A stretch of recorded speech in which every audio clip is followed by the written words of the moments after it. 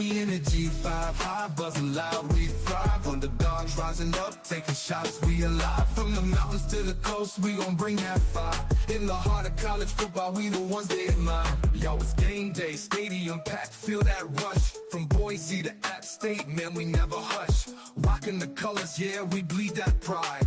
Cinderella stories, watch our dreams collide. Late nights, bright lights, we grind every play. Underrated talent, we gon' make them say, who's that team when we come to town? Representing for the schools that wear the crown. We in the G5 Hive, buzzing loud, we thrive. Underdogs rising up, taking shots, we alive. From the mountains to the coast, we gon' bring that fire. In the heart of college football, we the ones they admire.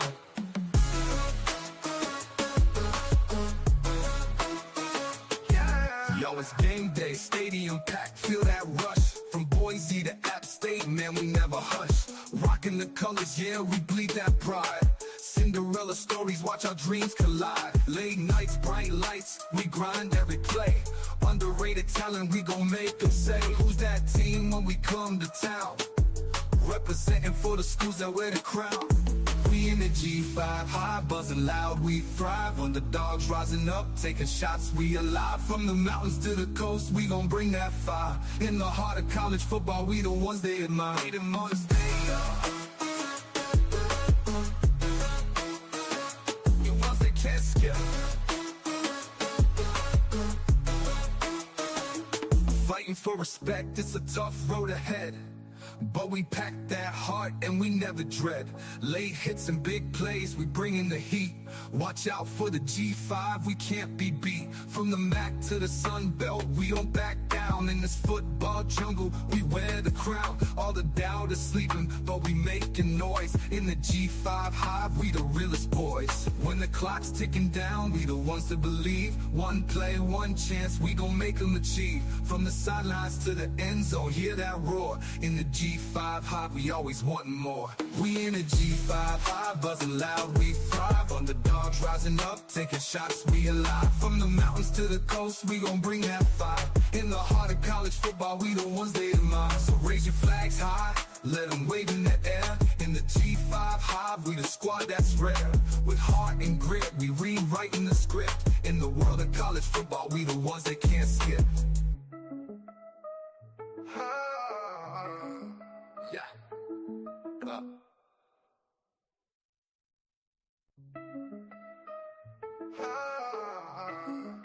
Yeah.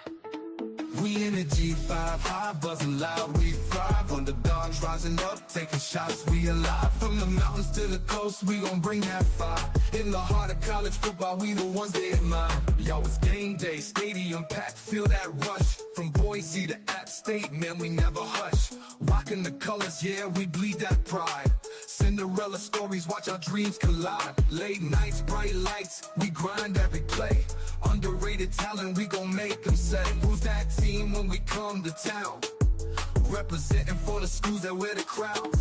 We in the G5 Hive, buzzing loud, we thrive. Underdogs rising up, taking shots, we alive. From the mountains to the coast, we gon' bring that fire. In the heart of college football, we the ones they admire.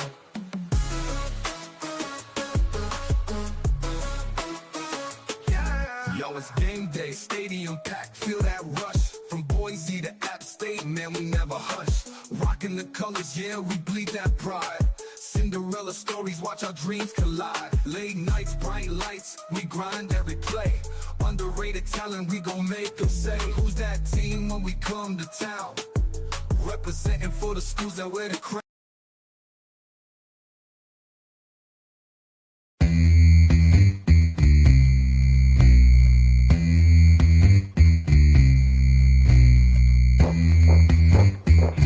Forward, gets out of a tackle, now turns on the Jets, up to the 30, the 20, 10, 5, Torrey Horton back to the end zone. 48-yard play, guess who? Body, up the middle, making another move, to the outside, 15, 10, end zone again. Nice move by Brown, he's got space, he's got 6.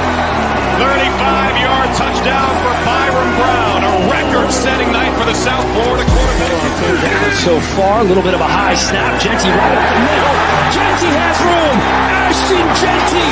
Give him 6. Second and long. Lagar tries to fit it in. Romo, it does. Romo stays up. The show's off his 4-3 wheels. Incredible effort for Romo. The G5 Hive. All G5, all the time.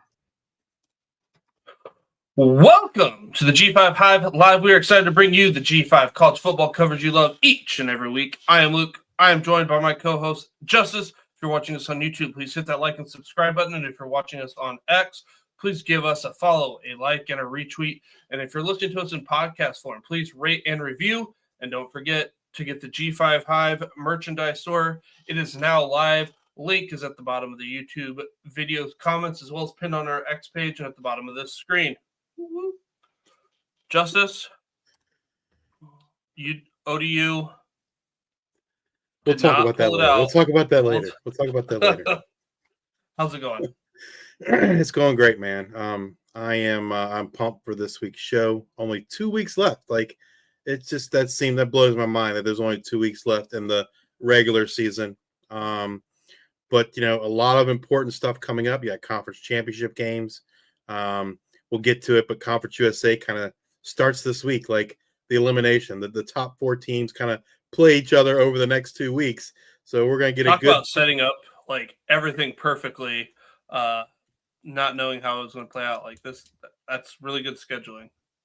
Absolutely. And then, I had this idea over the weekend, and we're going to start our Stop the Steal campaign tonight. So hopefully you folks can join in. We want it to be interactive. We want to hear your thoughts on what players deserve these awards. There are several G5 players that, in my opinion, like, maybe I'm biased, but they're no-brainers to win the national awards, whether it be the Heisman, the Blitnikoff, the Butkus Award, etc. We're going to get into that here shortly. But, there's a lot of G5 players I think that truly deserve that national recognition. They are the best players at their particular positions in college football, and in some cases, I frankly don't think it's even close. Like, there even shouldn't be a debate, but obviously there is. I think it's just been the parody of college football this year. Like, you came into this year and it's like there isn't like a for sure thing. Like, usually it's been like, okay, who do you want? Georgia or the field, or in Alabama in the field. This year, there's a lot of different options, and they're like, again, even in the Heisman race, or even number 1 quarterback overall, it's going to get drafted. Is it going to be Shedeur Sanders? Is it going to be Carson Beck? Is it going to be Jalen Milroe? Just like things, just like, oh, who had a bad game this time? And it's just this ebbs and flows. And I think this is a chance that we can see a whole bunch of G5 guys get their name called for a litter of different awards. Absolutely. As far as number 1 pick, like, I certainly don't think it's Shedeur. I don't know. My personal opinion is he's not going to be a great NFL quarterback, but I could be wrong. All right. Well, let's get into it. Our G5 Players of the Week. Offensive freshman player of the week is wide receiver Joseph Williams. Joseph Williams is a 6'2", 195-pound wide receiver from Mansfield Summit High School in Arlington, Texas. He was classified as an athlete by 24/7, and he played on both sides of the ball as a senior. Last Thursday night, Williams had 5 receptions for 158 yards receiving and 3 touchdowns in their 38-31 loss to ECU. That is now back-to-back weeks for Williams with over 100 yards receiving and at least a touchdown. Congratulations, Joseph. And that one play, like, he absolutely mossed the kid. Like, I don't know, like, I was impressed with him 2 weeks ago. He jumped another level this week for me. Quite a talent there for Tulsa. Hopefully they can hang on to him. I mean, I think the G5 Hive is big Tulsa fans. We knew it was going to be maybe a rough year this year, but we were thinking next year, or maybe we might be 2 years ahead. I think next year or 2 years, like Tulsa's going to be on the map. Absolutely. They got a lot of young talent in Tulsa, and I think Kevin Wilson has that team. The record might not be great this year, but I think there is a very good future ahead for Tulsa fans. All right, our defensive freshman of the week, defensive end William Holmes from Utah State. William had 2 tackles, 1 solo, 1.5 tackles for loss, and 1.5 sacks in the Aggies' victory over Hawaii in Week 12. Here's a fun fact about William. He was drafted in the 5th round of the Major League Baseball draft by the Angels, and he was a pitcher in their farm system for several years. He is a 24-year-old true freshman walk-on for the Aggies. Just great to see him have an awesome game this past week. Congratulations, William. All right. My offensive player of the week. Talk about a great game. Talk about a great player. Talk about a great performance. None other than quarterback Devin Dampier, New Mexico.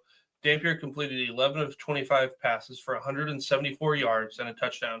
However, Dampier did a lot of his damage on the ground.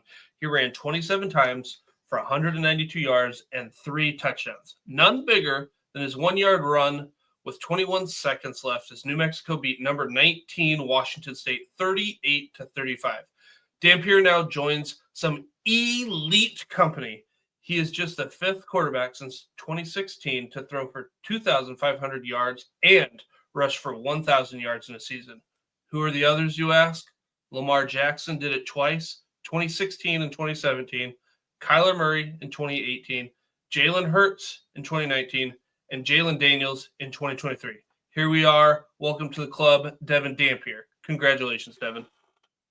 One thing, if you guys have been watching us all the time, we've been talking about Devin Dampier since last year when he was coming in spot duty for New Mexico. And we got a comment on one of our videos from this past summer where we were talking about Devin, and the guy was just saying, hey, kudos to you guys. You guys were on him way early. He's certainly an amazing talent. So yeah, that's just another reason to watch this show, folks. We talk about these guys before they blow up and become stars. So, you never know who the next guy we're going to talk up that's going to be the next Devin Dampier. All right, my offensive player of the week this week is Parker Navarro, quarterback for Ohio Bobcats. Parker has been on fire in MAC conference play. This past week, he threw for 277 yards while adding 106 yards and 4 touchdowns on the ground to lead the Bobcats to a big MAC victory over Eastern Michigan in Week 12. It helps keep the Bobcats MAC championship hopes alive. Congratulations, Parker. My defensive player of the week this week is linebacker Red Murdoch for the Buffalo Bulls. Red had 19 tackles, 9 solos, 1.5 tackles for loss, and a forced fumble in their victory over Ball State in Week 12. Red has been playing lights out all year, giving the Bulls the best linebacker tandem in the country. Congrats, Red. Red and Sean Dolak are teammates. They're the top 2 tacklers in the country. And we'll talk about Sean a little bit later, man. But that's just phenomenal, right? To see 2 guys racking up the tackles in the G5. Have you seen the new shirts out about the duo? I haven't. I have not. They have been deemed the Bash Bros. Kind of pays homage to the A's. Jose Canseco and Mark McGuire, and they have like one where they're both hitting the forearms. But yeah, there's some pretty cool looking shirts. I'll have to check that out, man. Unfortunately, I'll have to find it and try to send them to you. I'm pretty sure Dolak's out of eligibility. Love to see him. But he might have maybe he gets a medical thing. I don't know. But that was a weird thing. I think he is out of eligibility. Because he was going to be at Utah State and then transferred back.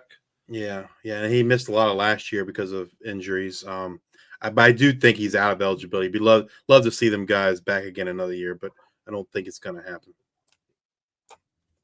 All right, and then my defensive player of the week, none other than safety J.J. Roberts out of Marshall. J.J. Roberts led the way for the Thundering Herd in terms of tackles last Saturday.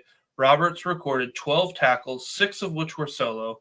He also had 1 tackle for loss. Roberts' play helped Marshall to a 31-19 win over Coastal Carolina and now sits alone atop the Sun Belt East after Georgia Southern's loss. Congratulations, JJ.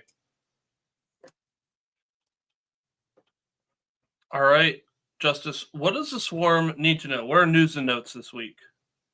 Most of it's not positive news if you're a head coach. A lot of firings the last few days in terms of head coach. We'll start with Ball State has fired head coach Mike New. The Cardinals were 3-7 this season and 40-63 in his 9 seasons that he's been there. In 2022, New won the MAC title, which was his only winning season at Ball State. Colin Johnson was named the interim head coach. He was the offensive line coach and run game coordinator. I've seen some potential names being reported, some by local reporter Kate Hampton and some by our contact within Ball State. And some of those names are Tyler Stockton, defensive coordinator for Boise State. He was formerly a defensive coordinator at Ball State. Incarnate Word head coach Clint Kalu.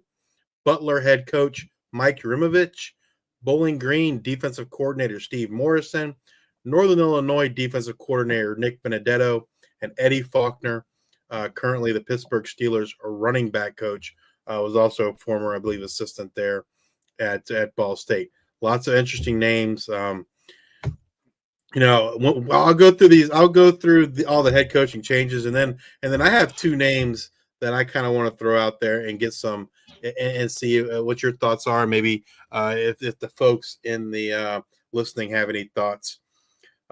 Next up, despite an overtime win over Florida Atlantic this week, Temple has fired head coach Dan Drayton. In 3 seasons, Drayton was 9-25. Defensive coordinator Everett Withers was named the interim head coach. UMass has fired head coach Don Brown. Brown was 6-28 in 3 seasons at UMass. Offensive coordinator Shane Montgomery has been named the interim. That's the interesting thing, I think, with all these is, some of these guys didn't get very much time. All the OWL schools have now fired their head coach. Every FBS school that has the OWL as a mascot has fired their head coach, with the latest being Florida Atlantic. They fire head coach Tom Herman. Herman was 6-16 in 2 seasons at Florida Atlantic. Associate head coach, special teams coordinator, and tight ends coach Chad Lunsford will serve as the interim head coach. And then after they fired Herman, and a kind of an interesting move, and I've never really seen this before, Rock Bellantoni, who was fired last week as a defensive coordinator, he's coming back to serve as defensive coordinator the rest of the year. Just, I don't know. That's just strange. You don't normally see that happen. But, hey, kudos to them. Hopefully this can give them some juice and they can finish the year strong. And then the last head coach that got fired, and that happened within, I don't know, the last 2 hours, I guess, or so. Interesting enough, someone said that at one point this university was also an OWL. They're not an OWL anymore. But so I guess it's just bad luck to be a coach of the OWLs this year. But Charlotte has fired Biff Poggi. So the end of the Biff Poggi experiment is done there at Charlotte. No more cutoff shirts. Poggi was 6-16 in 2 seasons. Assistant head coach and tight ends coach Tim Brewster will take over as the interim head coach. And then the last bit of coaching news, not a head coach, but North Texas has fired defensive coordinator Matt Capone. I find that interesting. He's been there 2 years. When we talked to Brett Vito in our preview this past spring, he was very, I guess, optimistic about the defense. He felt like they finally got the players to be able to run that scheme, run that system, and the defense is going to be much improved. But that hasn't happened. Defensive coordinator Matt Capone is gone out the door. In North Texas, I think, the next, if the things don't get better, it's probably Eric Morris is going to be next on the chopping block. The offense, this past week did not look good. In a game that we thought would be a shootout, really didn't turn out that way because the North Texas offense was very pedestrian. Did not look like the North Texas offense we've grown accustomed to seeing. So Certainly that seat's getting warm there for Eric Morris. But there's two names that I wanted to talk about, or I guess three names really. We've talked about before. One, Bill Clark, the former UAB coach, right? He's come out and said he's interested in coming back to coaching, and so that guy has built a program from scratch, and I think a lot of these schools could use that kind of stability. He's an older guy, right? So it might not excite folks because he's not a younger guy, but he's been a proven winner, and he's taken a program that was dead and revitalized it in UAB. And so he's definitely someone I think should get some consideration. This next guy is more of a wishful thinking on my part, I guess, that he will be a G5 head coach, and that's Washington State offensive coordinator Ben Arbuckle. I expect him to be a hot commodity. I honestly expect him to be an offensive coordinator at a P4 school next year. But would love to see him get a head coaching job at a G5, and maybe that will, maybe that will happen. But I'm sure there's probably some SEC schools that may come calling for Ben Arbuckle to be their next OC, and they're going to be throw a lot of money his way. And then this last name is someone I was thinking of today, and that's Nick Rolovich. Washington State, Hawaii, lost his job over not willing to take the COVID vaccine. Has been out of coaching since then. Just someone that I think it's been a few years has passed. I think he's going to resurface somewhere. I think he has the potential to be a good coach, and I think he can be somewhat of a value for some G5s that maybe don't have deep pockets, right? He's looking for a chance to kind of rebuild his career, so to speak, and I think he'd be an interesting choice for a G5 looking for a new coach. You have any thoughts on any of those, Luke? Well, for that last coach, it kind of seems like Utah State could be a possibility because they have an interim head coach. Especially there seems to be, this Polynesian tie with, the Mountain West.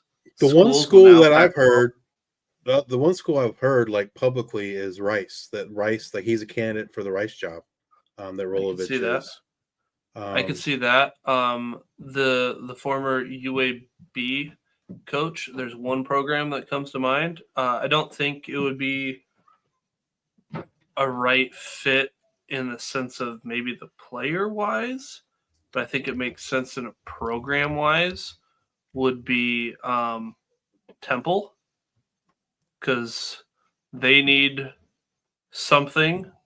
Don't know what it is, but they need, to get off the ground. They don't have a lot of money. Obviously more of a basketball school, but I could see with the work that he did at UAB, maybe that's a possibility. I don't know what the desire would be to go do that, but like if that new president is Fry, I believe is his last name, if he really wants to change that program, I think he's not your long-term problem, but he sets that foundation. Like he gives that next person a chance to succeed. And to be honest, like what's a couple more years for Temple? Yeah, I think a place from a location standpoint that makes more sense is probably Southern Miss for Davis. But what I've heard, what we've seen is Buster Faulkner appears to be the front runner for that Southern Miss job. Buster's currently the offensive coordinator there at Georgia Tech. It's definitely gonna be an interesting season. It feels like there's not a. I mean the hottest name I can think of right now is Arbuckle, right? And so Arbuckle, he will what will happen is there was a report that came out. I think you shared it with me last week or whatnot, that it's like, Mateer's already getting $1 million offers from teams. Mateer's been offered $1 million, and like he's not in the transfer portal and stuff. Like I don't say but I would highly assume that if Arbuckle goes, Mateer's going with him. Like it is a hand-in-hand thing. So also, if we want Mateer, we got to take this guy. Also, probably not the worst case scenario. So, like, I could see that. Yeah, I mean, unless you're an SEC school and you already have a quarterback, right? Like, I don't know that you're crazy about wanting to take Mateer, but yeah, I mean, I think, but even like in the P4 circles, like Arbuckle's really the only one like seems like the hottest commodity. Like I don't know, like I off the top of my head, I can't think of like. And they're not talking about him being a head coach. They're talking about him being an OC. I'm just trying to think of like some coaches that might be a hot commodity to become a P4 head coach. It doesn't feel like there's like a, that there's no, Kurt Signetti like there was last year, right? It seems like what's maybe a Scott Frost. I would say Dan Mullen. So like some guys that have already been around the block are going to get opportunities. I don't know. I would say the hot name, if you can say hot name, would be Louisiana head coach. Yeah, I don't know. UL Monroe. Sorry, UL Monroe head coach. Oh yeah, Brian Vincent. I don't know that I don't know that he's going to get a shot at a G4. But like, if you were to say there is a hot name in the G5, it would probably be him. You know what? Make a lot of sense for Arbuckle, because I'm sure they have the money, and I'm sure he won't be their offensive coordinator next year. Boise State probably be looking for an OC. Their OCs come and go every so often. Yeah, I don't know that. I don't see him staying. He's either going to become an OC at a Power 4 or head coach at a G5. That's my prediction for him in this offseason. I don't see him taking an OC job, kind of, if you will, a lateral move. I don't see that. There are some folks. There are some folks that believe that the Washington State head coach is going to become the next USC head coach. I don't see that happening either. I don't think USC can afford Lincoln Riley's buyout, and I certainly don't think that they'd be taking the Washington State head coach as their next HC. But it's crazy season, right? That's what I would call it, crazy season. And I mentioned it when I was talking about the firings, like, not all these guys, but like the last four guys I talked about, 3 years on the job, and not a full 3 years, not quite, and then 2 years on the job. That is not a lot of time, right? Like, and maybe that's a symptom of the transfer portal, right? Folks want instant results and think they should get instant results. I don't know. I think that holds true more so in basketball, just because there's only 5 guys on the court at one time than football. But I don't know. 2 and 3 years is not a lot of time to get things done. The only one that honestly makes sense out of everything is the Ball State firing. 9 seasons. At that point, you've kind of run your course. Whether you're winning or whether you're losing, if you're not doing if you're not getting to bowl games and stuff, like I could see 9 seasons just being like, okay, we need to get our fans excited about something else. So like that, honestly, out of all of them, that makes the most sense. And then the Temple firing, that makes just like the whole after a win. So like that the decision was obviously the decision was already made, right? I mean, like, yeah, he wasn't coming back regardless of what happened, right? I mean, otherwise, why would you fire someone after a win? Yeah, and like some of the, I guess they're just trying to get a head start. That's what it seems like a lot of this stuff's happened earlier and earlier in the season, and my guess is they're just trying to get a head start on planning for next year. Yeah, you got early signing day like in 2 weeks. Like, I don't know. What are those? I mean, I don't know how many recruits those schools have already had committed, but it's like, okay, well, probably not getting very many early signings from those teams. Yeah.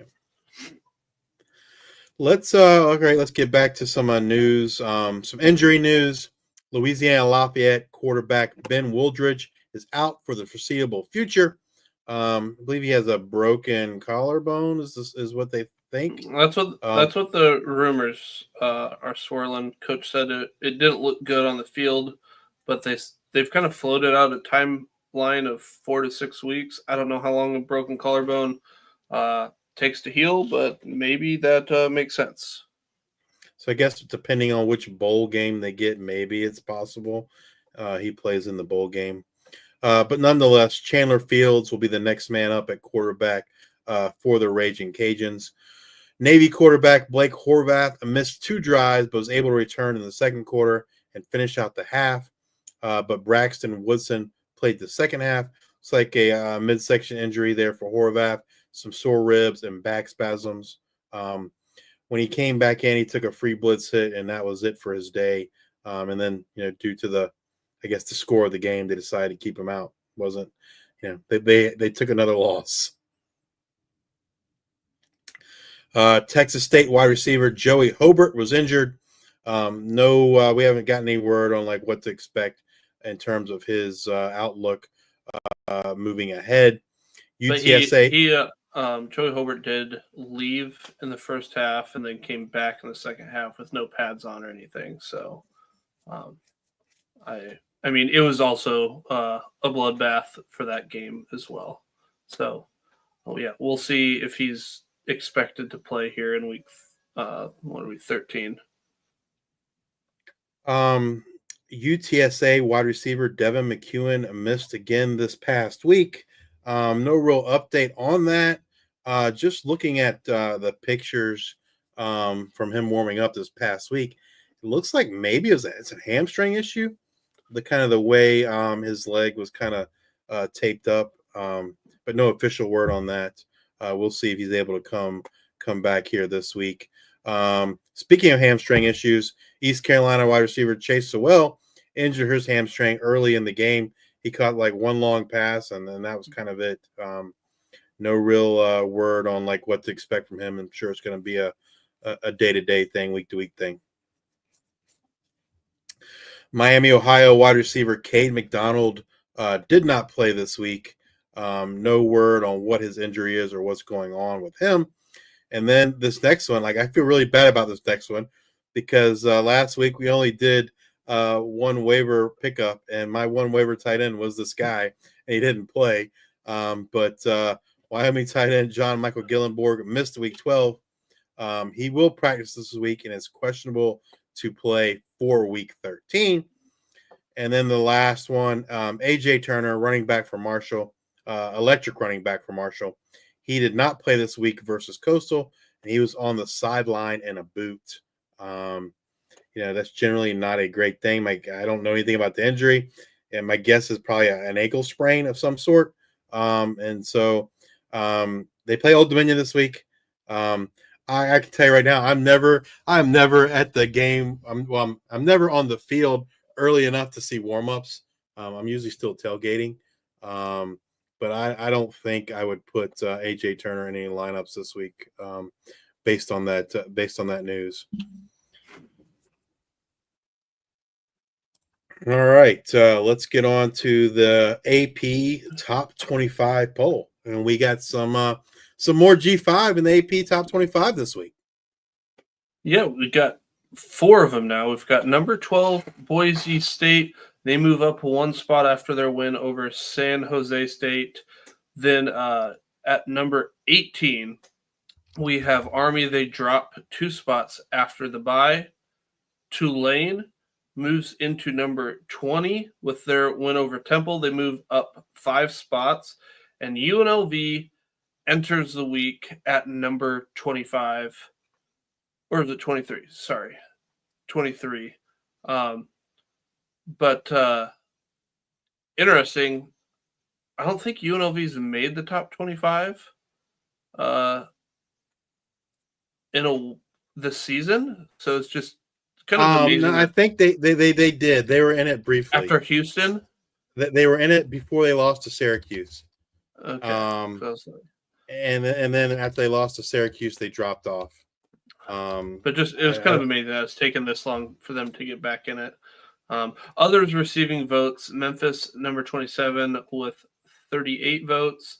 Louisiana, number 33 with 5 votes. JMU at number 35 with 2 votes. Colorado State, number 35 with 2 votes. So, we haven't talked about this yet. I guess we kind of did. We kind of set the stage. But we haven't addressed it since we kind of set the stage, and that's the college football playoff rankings. We've talked about the potential possibility of 2 G5s passing the Big 12 winner, and it's already happened in one scenario. But what I guess what really bothers me, and we haven't talked about it yet, is when the initial college football playoff rankings came out, like I think maybe I'm giving them too much credit, but I think the committee had this possibility in mind, and they set this up to kind of not happen. If you remember in the AP poll, and I realize the AP poll and the college football playoff poll are two different things. But when the first college football playoff poll came out, Army in the AP poll was ranked ahead of everybody but BYU in the Big 12. When the first college football playoff came, guess where Army was started off at? Number 25. And my tinfoil hat, I think that was done on purpose, right? So that to try and ensure that 2 G5s can't pass over the Big 12 champion. And in last week's poll, the Big 12 leader at that point hadn't lost yet was BYU. They came in at 6. Boise State came in at 13. Kansas State at 16. Colorado at 17. And then Army was at 24, and Tulane is at 25. Now, I fully expect this week that Boise State will have jumped BYU. If that doesn't happen, man, that's I don't know, there needs to be riots. That's crazy, right? The other thing you said, hey, I know that the AP poll and the college playoff is 2 separate things. But when you hear people talk about, hey, this team has X number of wins over a top 25 team. Well, where does that top 25 come from? It comes from this AP poll. So they are different, but they come from the same thing. And honestly, this year in football, if you're looking at the top 25, at what point, I'm going to pull this up right now, do you start saying okay, that team is kind of like that team, and this team does this way better? Because like I said, there's been a lot of just ambiguity this year. So let's just start at number 10, Tennessee. What's the difference between Tennessee and Miami? I don't know if there's a whole bunch. And I'm saying this in maybe not just so much the talent, but just if you were to put these teams in different orders, I'd be yeah, that's probably about right. If you wanted to put Boise State at number 10, yeah, okay. I'm okay with that. Then you got SMU. If you want to put SMU at number 10, okay. BYU, given that they have a loss, okay, I understand that. Then you've got Army at number 18. They lost to a team not ranked. Yeah, you've but then also you're going to have all these SEC and Big Ten schools like Texas A&M. Are they really 15? What's the difference between number 15 Texas A&M and number 24 Illinois or number 25 Washington State? At some point, these teams are just interchangeable. Okay, if you want to say Oregon, Ohio State, Texas, all those teams are separate. Yeah, that sounds good. So when they say oh, this team has this many wins over a team that's the top 50, what does that even really mean? 50 to 20 is probably about the same. Well, at some point, it's a self-fulfilling prophecy, right? Like, Yeah. SEC teams are always ranked high. SEC is the best conference. I'm not arguing that they're not. I'm just saying, like, all the advantages are built in to make that happen, to a certain extent. And when you want as much money as they want, I understand it as well. Yeah. Crazy things happen when that much money is involved, but yeah, it just kind of irritates me that I feel like they kind of set Army up to kind of fail. But the one thing I will say is, regardless if they hadn't had or had not set Army up to fail, one thing is for certain, and we'll get to it in our preview. Army has to win this week, right? If Army does not win this week, then like that argument is gone out the door. I've also heard folks say, and I think this is crazy, but they say maybe Tulane can jump. If Tulane wins the American, that they can jump to Big 12. I'm not saying it's not possible, but I think it's a really long shot. I mean, Tulane lost to a really bad Oklahoma team, really bad.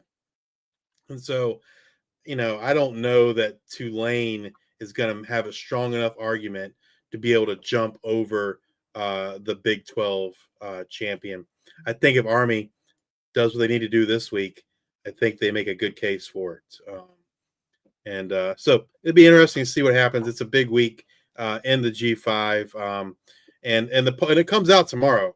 But I mean, do you honestly think that they won't have Boise State over BYU? I don't see how they can't. Boise State has to be above BYU. They have to be above BYU. And when your Tulane take, like, I don't know, let's say Colorado State loses in the Big 12 championship. Let's say they win. Colorado, not Colorado State. Oh, sorry, yeah, Colorado. They lose in the Big 12 championship game. Like, you look at the schools that they have. How have they got their schedule up? Like, what's like their best win? I guess you've got North Dakota State, Colorado State, UCF, Baylor, Arizona, Texas Tech, Cincinnati, and Utah. Like, I wouldn't be afraid to put some of Tulane's wins over some of their wins. I think what would need to happen. I don't think a 2-loss Tulane jumps a 2-loss BYU. Gotcha. I think they could jump. I think they could jump a 3-loss Kansas State or a 3-loss Colorado, but I don't think that they're going to jump a 2-loss BYU. And I don't see a way BYU. Well, I guess if BYU makes the championship game, they could have 3 losses. They have Arizona State and Houston on the schedule. I definitely could see them losing Arizona State this week. I don't think Arizona State's hot.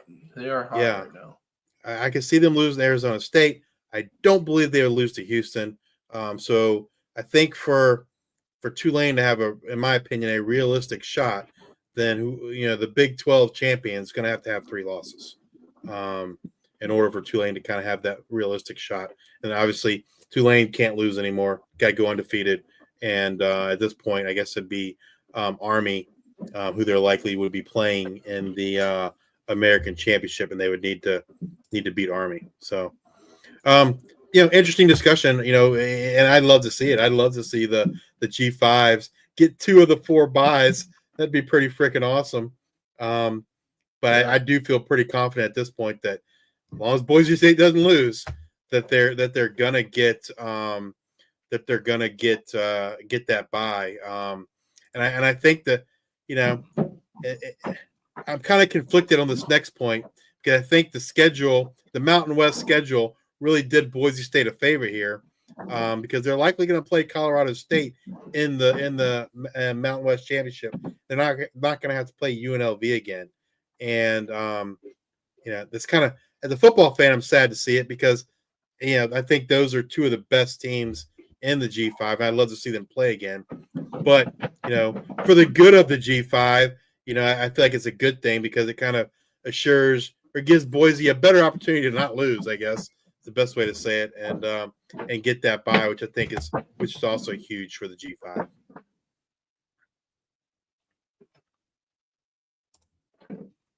All right. So this is a little bit different this week. The Hero Sports G5 Top 25 poll. They have not normally they release the poll around 6 p.m. Eastern on Monday nights, and as of like 10 p.m. they had not released it yet. And I just refreshed. I don't see it again. So they have not released a poll yet. Once they do, we'll get a graphic out that shows that poll. So what you're seeing tonight is our votes.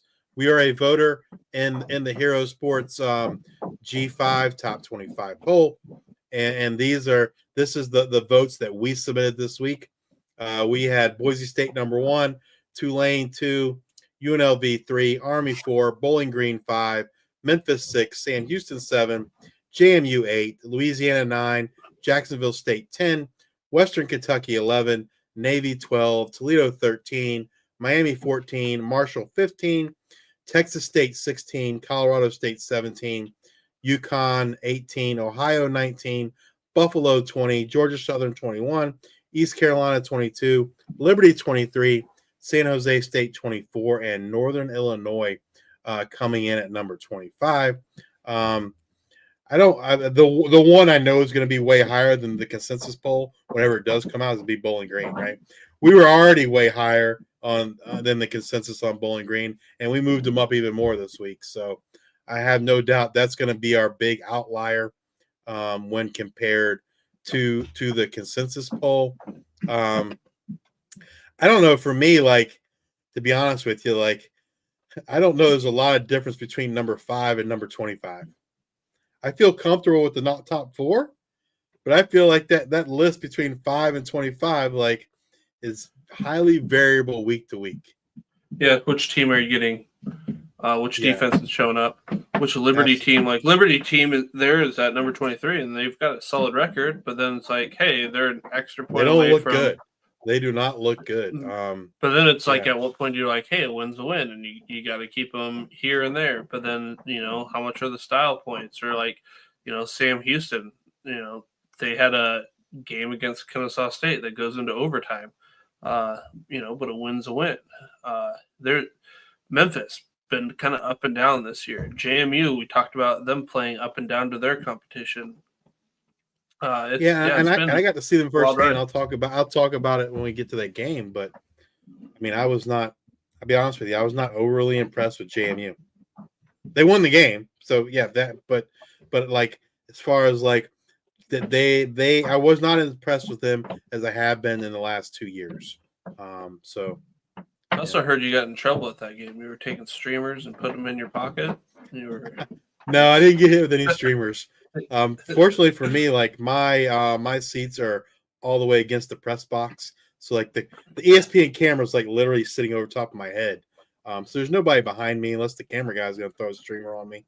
And I'll be honest with you, like, the streamers were pretty minimal compared to what I've seen in that stadium in the past. It was fairly minimal. So there were streamers, sure, but like, I thought it was minimal compared to what I've seen when JMU has visited in the past. But yeah. All right. Well, our undefeated teams through 12 weeks, only one undefeated team in the G5, and that's the Army Black Knights. They have number 8 Notre Dame. They are playing at Yankees Stadium, I believe. So big game there. Winless teams through 12 weeks. Kent State Golden Flashes. They've got Akron on Tuesday or tonight, whenever you are listening to this, as the only winless team in the G5. Their current losing streak is now up to 19. As for the G5 bowl counts, we're currently at 21. I could go through all of 26. 26. Sorry. Okay. 26 teams that are there. I could go through all of them, but you don't want to hear all of that. I will just add, because I know you guys have been listening all year. You've been weekly listeners. I'll just talk about the new additions. We have Miami Redhawks, Buffalo Bulls, Bowling Green Falcons, East Carolina Pirates, Northern Illinois Huskies, Texas State Bobcats, and Arkansas State Red Wolves as our new teams. When I'm looking at these teams, I've got a couple teams that stick out to me. And it's Texas State Bobcats, Northern Illinois Huskies, East Carolina Pirates, and the Buffalo Bulls. And they're for two different reasons. Northern Illinois and Texas State, we got 2 games left in the season. I can't believe it took this long to get bowl eligible. And then Buffalo Bulls and East Carolina, I was a little surprised became bowl eligible just going into the season when we did our season previews. I mean, I liked East Carolina, but I wasn't sure how pieces of that puzzle were going to go together. And they fired their coach mid-season. Yeah, and then Buffalo, like, they're trying to find a quarterback. Like, we're entering the season, we don't know who our quarterback's going to be. Have a lot of issues there. Like, so they're, and then you had Nick. Why am I blanking on his last name? Wide receiver Nick. Oh, Nick McMillan. McMillan go down with a knee injury, so that things look bleak, but they've turned it around. So 4 different teams that 2 of which I'm kind of different ends of the pendulum. Yeah, the East Carolina one like just surprises me, right? Like, who would have thought a team that fired their coach mid-season would make a bowl game? And man, they've ever since the coaching change and the change at quarterback from Jeff Garcia to Caton Hauser, this has looked like a different team. I think you and I were a little surprised that Jake Garcia won the job to begin with, right? When we interviewed Stephen Igo way back when in the summer or spring, we kind of thought it was going to be Caton Hauser's job, and then they went with Garcia. It makes you wonder, like, if they went with Caton Hauser throughout the year, like maybe Mike Houston would still be the coach there, and maybe they'd be talking about potentially playing for an AAC championship, right? It's kind of crazy how like potentially one decision can change. Maybe that highlights why he wasn't the coach. Maybe that highlights why he was fired. Absolutely. I mean, but it's crazy, like, to think, like, in an alternate universe, what it could look like, just based on who your starting quarterback is. But you see that happen time and time again in college football. All right, Justice. Let's move over to the nectar and the good stuff. Let's talk about this. Stop the steal. Yeah. So, I've seen folks using this phrase, in regards to stop the steal from the G5 players getting the awards that they rightfully deserve. In other words, get rid of the G5 bias. Let's try and look at this, from a holistic standpoint, or the P4 bias, I guess I should say. It's bias against the G5, and stop. Give these kids the recognition they deserve. And so I think I got 5 players and awards here that I think are definitely deserve to be won by a G5 player. And we're going to start with the granddaddy of them all. If you're watching, please comment. Like, we want some interaction here. I'd love to hear your thoughts. But let's start with the Heisman Award, right? The best player in college football. And, like, in my opinion, it's a 2-horse race now. But in my opinion, like, it's Ashton Jeanty.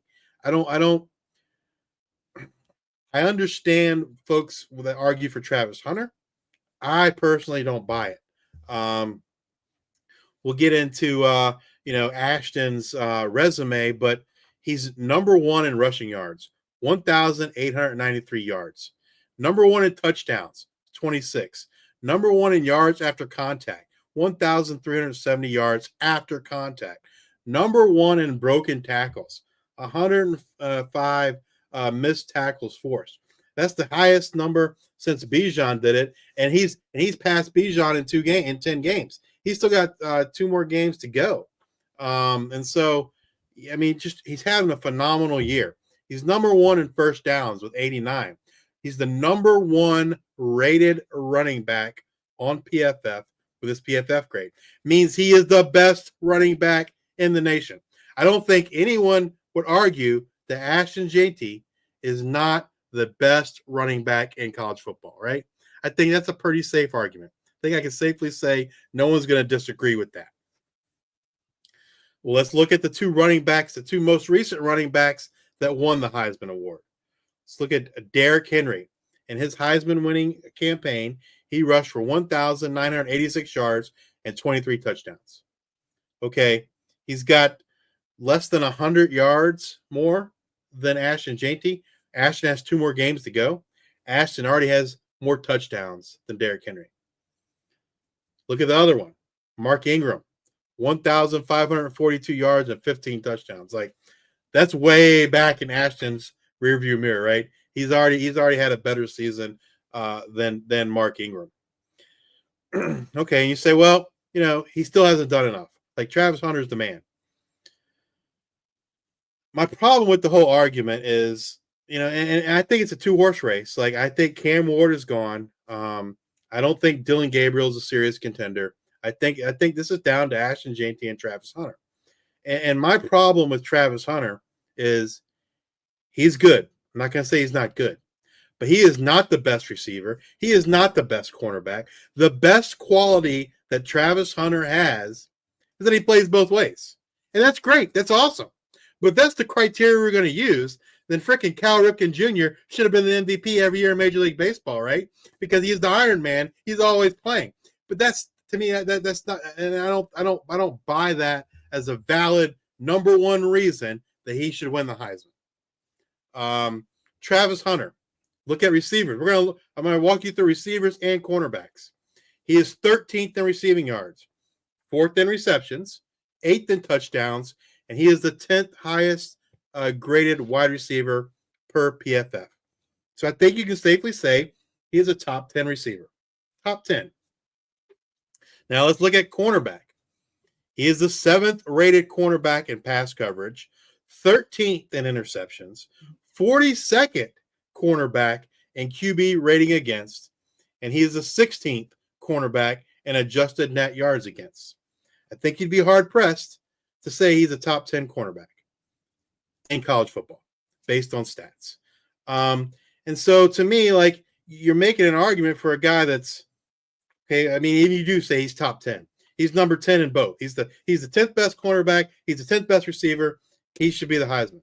He's not the best at anything. And so that's the problem I have. Ashton Jeanty is clearly the best running back in college football. He's what has he not done? I mean, he did it against Oregon, the number one team in the country. And I don't know. Like, I hate to see it get stolen from the guy that deserves it the most to a guy that's going to get it just because he plays both ways. And I'm not saying he's not good, but like the number one argument is that he plays both ways. Okay, well, to me, that's not a good enough number one argument for you to win the Heisman. What do you think, Luke?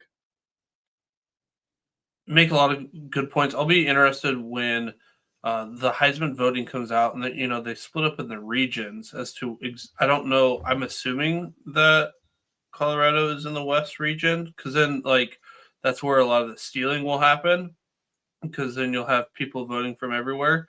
But what it's going to come down to is I think Boise State needs to promote Ashton Jeanty more than they are. Because your casual fan who doesn't know anything about college football or tunes into whatever game's showing Saturday night they're going to be like, oh, I've seen that guy. Just like sometimes when it comes to political voting and this and that, like, oh, I don't know who's running for the Secretary of Agriculture in my city, but I saw that name on a flyer somewhere. You'll have people like that. And I feel like that's where Ashton Jeanty is really going to lose a lot of votes, are those people that it's kind of interesting because they're both Texas, right? From Texas. So like people down there will know. And then Travis Hunter will probably get some Florida votes. But yeah, I agree. Ashton Jeanty has put on a monster season. He probably had one down game. I'm trying to think what the one they looked human. Hawaii, he looked human. I think he's got Wyoming still on the schedule. Maybe that's this week. I'm not sure. He should run for 1 billion yards against Wyoming. That should help. But it's hard. You'll be hard pressed to say that he doesn't deserve it. And I think Boise State needs to turn up the volume on his campaign. And he's got a crazy story. If you guys haven't heard it, check it out on my personal Twitter at ProbascoLuke or _Luke. I don't remember my Twitter name. It's right there at ProbascoLuke. But I did an interview with him, and he has got a story where he was in a military. He went to high school a couple miles from where Kobe Bryant went to high school in middle school when Kobe was there. Not like when he was there, but his school talked about traveling to different countries to play football and what it was like, and then the trip to 6A state or college or 6A Texas football, that whole journey. So if you haven't, go check that out. It was pretty neat. But yeah, I mean that's what I got to say about that. I understand where Travis Hunter's votes will come from, and you're not wrong. But people making these votes aren't always logical. As in, I've seen the AP top 25 and understand, like, how's that team still in there? Well, it's because they just leave their top 25 the same, and then they just move things a little bit. Yeah, I mean, like I said, I'm not saying Travis Hunter is a bad player. He's not. But my biggest heartburn over him winning the Heisman is that his number one argument is because he plays both ways. And that just like that's awesome and that's great, but like he's not the best. He's not the best receiver. He's not the best cornerback. And we availability is awesome, but like to me, like if you're gonna say that Travis Hunter should win the Heisman, there needs to be a better argument than he played both ways. Like that shouldn't be the number one argument. I think your Cal Ripken analogy, I think the thing now would be Sheho Itani, because like, okay, yeah, he's a really good pitcher and a hitter. Like, oh, he should just, because he does both, he should win it win the MVP every year, right? Like, I mean, Cal Ripken won MVP, but he didn't win it every year. Right, and Shohei Ohtani is really good at baseball, and when he does win it, he's very well deserving, but doesn't mean he should win it every single year. You're right. Right. So yeah, Ashton JT. I don't think anyone would convince us. We don't have a vote. Maybe one day we'll have a vote, but we don't have a vote today. But to me, it's undoubtedly should be Ashton JT for Heisman. All right, this next one, and I'll tell you, in my opinion, the next four that we're going to talk about are even worse in terms of, like, I don't see how anyone else can or should win it, in my opinion.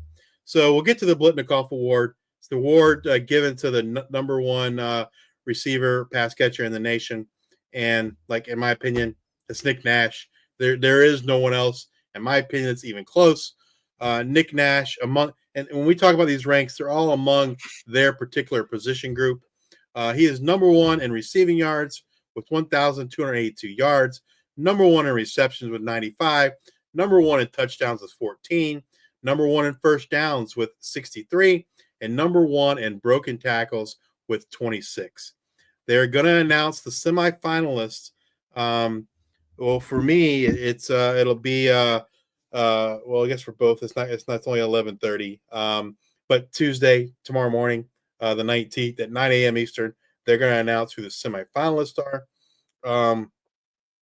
But I kind of looked through, like, the leaderboards in terms of receptions and receiving yards, and I was trying to come up with who I thought would be his competition, and I really only came up with three names, and one of them it's not even close, but the three names I thought maybe would be his main competition are Ted McMillan at Arizona, Jack Beck at TCU, and Ty Felton at Maryland.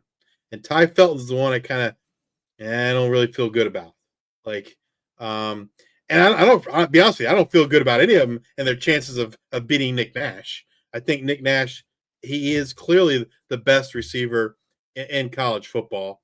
And like to me, like this, like I fully expect that Travis Hunter is going to win the Heisman.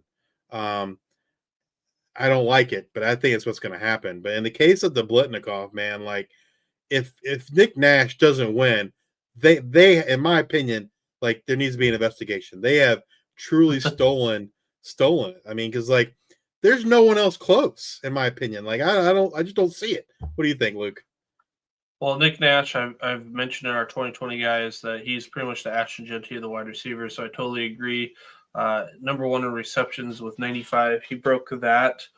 He broke the single season San Jose record for receptions in the season. This last game still got 2 games to go, and I failed to mention in the Ashton Jeanty stuff, but he passed Jay Ajayi by 70 yards. So he's the Boise State all-time rush leader for a season. Then you've got Nick Nash with his record-setting season. And first downs are, in my opinion, are earned and not given. So he's been doing the work, finding the open spots. When you need a big catch, that ball is going to Nick Nash. And I believe, again, when I'm looking over the whole college football span, like Ted McMillan's great, but he's had up and down, and he had a banger of a first game. He's had some quiet games in between, but like Nick Nash has been on every single week. Like You can count on him each and every single week. The only name that could come close to him, in my opinion, if he were still healthy, Jalen Royals. He would have been the only other name that like consistently day in and day out, week in and week out would be close to Nick Nash. Yeah, I mean, I don't see another what I would consider a serious contender that deserves this, right? Like, and so that it's gonna, as a fan of the G5, I guess I'm prepared for the worst. But yeah, I just think like it'd be a travesty if Nick Nash and the next guys we're gonna be talking about in all their cases, like in my opinion, like they're head and shoulders better than the others in their position groups, and it'd be an absolute travesty if they don't win those awards. So yeah, Nick Nash undoubtedly is your Biletnikoff Award winner in 2024, and just because he's playing in G5 doesn't mean he's not good.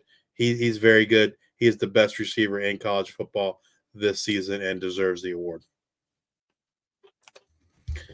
All right, the next one, and this one's probably of other than the Heisman, this is probably the one that's probably the most hotly contested. I think that we're going to talk about tonight, and that's the Mackey Award. Goes to the best tight end in college football.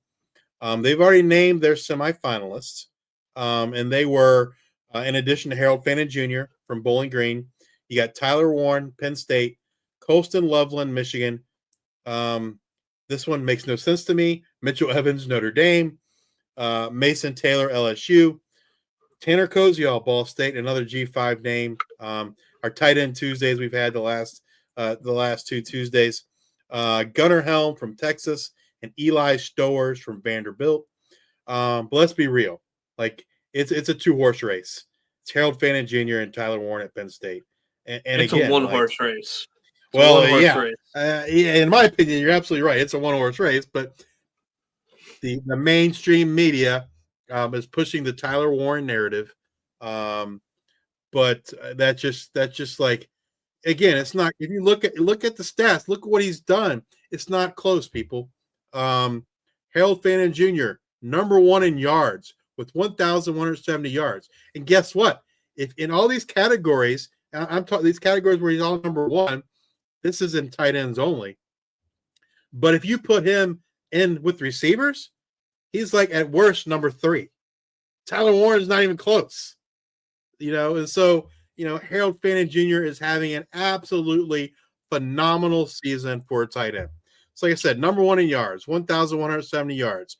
Number 1 in receptions with 83. Number 1 in touchdowns with 8. Number 1 in yards after catch with 646. Number 1 in broken tackles with 26. Number 1 in first downs with 56. He is having an absolutely phenomenal year. And people say, "Oh, he played the back." Look what he did when they played the Power 4 competition. They played Penn State. He torched them, right? They played another P4. I forget who it was off the top of my head. He torched them. Like Texas A&M? Yes, it's Texas A&M. Yeah, he torched them both. I think like his worst stat line was like 117 yards and a touchdown against those two schools. So something like that. Harold Fannin Jr. is undoubtedly the best tight end in college football. And he deserves the Mackey Award. Stop the steal. Do not vote for Tyler Warren. I mean, it's not even close. Look at the stats. Like I said, put Harold Fannin Jr. in with the receivers, and he's top 3 in every category. Some categories he's number 1. Tyler Warren is not close to that. But does he have a touchdown on a fake special teams play that was played all over national television? That's what it comes down to. That's what Bowling Green needs to do here in the last couple games. They need to run the ball on the goal line with Harold Fannin. That would help. Because they've done it in the past. They've done it in the past. He's gotten carries in the past. That's what Tyler Warren's like getting his touchdowns on here. So couldn't agree with you more. Harold Fannin, he should win the Mackey this year. Yeah, absolutely. It'd be a travesty if Harold Fannin Jr. was not the Mackey Award winner, because he is having a tight end season for the record books. And it's pretty clear that he is the best tight end in college football in 2024. All right, next up, the Hendricks Award, given to the best defensive end in college football. And we've talked about this guy. We've been talking about this guy since the spring and summer. Mike Green at Marshall. He is an absolute stud. He is a beast. I think I heard Dane Brugler put him in his top 50 for the upcoming NFL draft. The kid is just a phenomenal talent, having a phenomenal season. They have not named the finalists yet for this award. But I try to go through and look at the competition, who I would deem as his competition. And I came up with Trey White, San Diego State, another G5 player who, I think you make a good argument for him as well. He is second in the nation in sacks. Antoine Powell-Ryland, Virginia Tech, having a phenomenal year there for Virginia Tech. Prinsley Umanmielen from Ole Miss. Brendan Mott from Kansas State. Abdul Carter from Penn State. And James Pierce Jr. from Tennessee. All those guys are having great seasons, but none of them are having as great a season as Mike Green. Like, Mike Green is like on point in terms of, defensive ends. He is number 1 in sacks with 15. He is number 1 in stops with 40. That's stopping the opposing offense on 3rd and 4th down. I mean, just that stat alone is a phenomenal stat. Number 2 in havoc rate with 18%.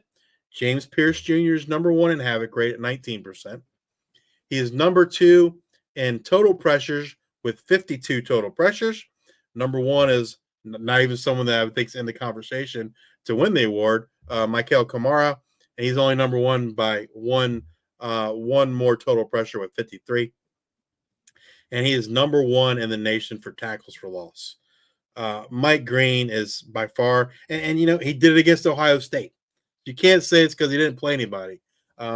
He's had great games against great competition, and teams are like scheming against him, right? I'm sure he's getting double teamed on every play because of the outstanding year he's having, and he's still he's getting better as the season goes on. Like, he's getting 2 and 3 sacks every week for the last, I think, 3 weeks. ODU is scheming things up right now. Absolutely. And I'm they're the excited to see nightmares. him in person. I'm excited to get to see him in person. But, man, like, Mike Green, like, he is an absolute stud. He deserves the Hendricks Award. And none of these other guys, I think, they're not having bad seasons, but they're not across the board. They're not having the same type of season that Mike Green is. I mean, Trey White's doing great in sacks. James Pierce Jr. is great and havoc rate. But when you count pound for pound, stats for stats, Mike Green across the board. Those other guys are not as consistent as Mike Green. And, again, in my opinion, there's no other choice to win the Hendricks Award. And it's not really close in my mind. It definitely should be Mike Green from Marshall. Absolutely. All right, the last one for Stop the Steal, and that's the Butkus Award given out to the top linebacker in college football. And in my opinion, that's Sean Dolak at Buffalo. Again, they haven't named the semifinalists. They've narrowed down the list some. I kind of looked through it and who I thought was his main competition. And I think the main competition is Carson Schwessinger, a linebacker for UCLA. He's had a phenomenal season. In my opinion, he's probably the next guy. Unless you want to give it to Red Murdoch, who's having a great season too, also plays for Buffalo. Chandler Martin at Memphis, Jahad Campbell at Alabama, Anthony Hill Jr. at Texas, and Jay Higgins at Iowa. Those, in my opinion, are kind of the main competition in my mind. But again, it's not close. Sean Dolak has had a phenomenal year. He is number one in tackles with 137, number one in stops with 58. Again, that's third. That's stopping the opposing offense on third or fourth down. Number 3 in interceptions with 3 among linebackers. Number 5 in tackles for loss with 13. And to me, the most phenomenal stat of all, given all the tackles that he has a missed tackle rate of 3.9%. That means like he's not missing very often. And to me, like considering the volume that is there for him to get, that's pretty phenomenal that his missed tackle rate is less than 4%. So that would be, if you're doing the math at home, 137 tackles. That means he has missed 5.34 tackles. Yeah, it's pretty phenomenal, right? Like that he's had 5 tackles that he should have made all year that he's missed. Like that's pretty freaking phenomenal. Like that stat alone tells the story of Sean Dolak, and he has a great story, right? He missed most of last season with an injury. He transferred to Utah State. He had a close friend pass away, and he decided he needed to get back home. Went back to Buffalo, and he is having an absolute monster of a season. Right, and right alongside Red Murdoch. It's very rare that you're going to see 2 linebackers on the same team have the type of season that both Sean Dolak and Red Murdoch are having. That in and of itself is pretty special. And the fact that Dolak is number 1 and Red Murdoch is number 2 in tackles, that's mind blowing. And when I talked about Buffalo, doesn't happen that way. And when I talked about Buffalo being that team that was kind of surprised to get G5 or the bowl qualified or bowl eligible, it's due in part to that duo and Sean Dolak. Yeah, Sean Dolak, and unquestioned. I don't think anyone's close. In my personal opinion, if you're going to argue who's close to, it's his own teammate, Red Murdoch. I don't. Carson Schwessinger's had a great year, but I don't think he is deserving of the Butkus Award. And I'll be honest with you, I don't see anyone else that really is, other than maybe Red Murdoch, and and I think Sean's had a better year than Red and their teammates. So yeah, Definitely Sean Dolak for the Butkus Award in 2024. Best linebacker in college football. All right. All right. You ready to get into our review of Week 12? Let's do it. Our midweek G5 matchups. We had Ball State at Buffalo. Buffalo wins 51-48. Aljay Henderson, 27 carries, 126 yards rushing, 2 touchdowns. Bowick for Ball State been putting it on here lately. He had 7 receptions for 148 yards and 2 touchdowns. Did you get eyes on this one? I did not get eyes on many midweek games. So what were your takeaways? It was a good game. Ball State gave them everything they could handle. CJ Agbana just kind of went absolute bonkers in the second half, and led the Bulls to victory. It was definitely the best game of that night. I watched a little bit of the Bowling Green game just to see Harold Fannin Jr. I did not watch much of the Toledo Central Michigan game, but I mostly watched the Ball State, the Buffalo game. Tanner Koziol had a great game for Ball State. Ball State had opportunities to win the game. It didn't shake out that way, but the game went to overtime. Buffalo won it in overtime. Samanza had an interception, and then that just, I don't know. Ball State just seemed kind of snake bitten. I thought they were gonna pull it out, but they couldn't get it done there at the end of the game. Duck's House in the chat. Hey, we're talking about G5 football. It's a great night. His absolutely. Comment for just the audio is, "Hey, how's your night going, guys?"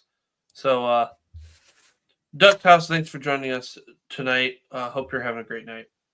Next game, Western anytime Michigan. we can talk G5, it's a great night. Western Michigan at Bowling Green. Sounds like you had eyes on this one. Bowling Green wins 31-13.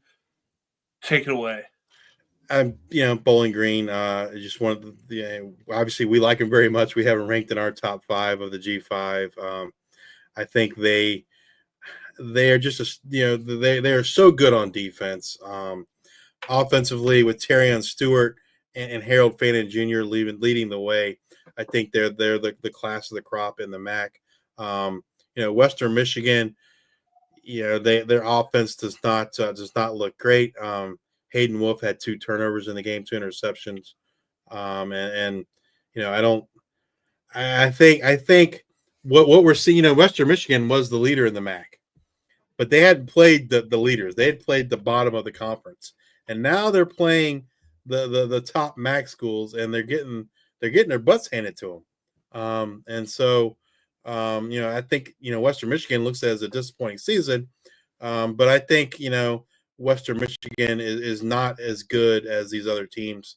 I think it's playing out probably the way it should in terms of who's going to represent the MAC in the championship game.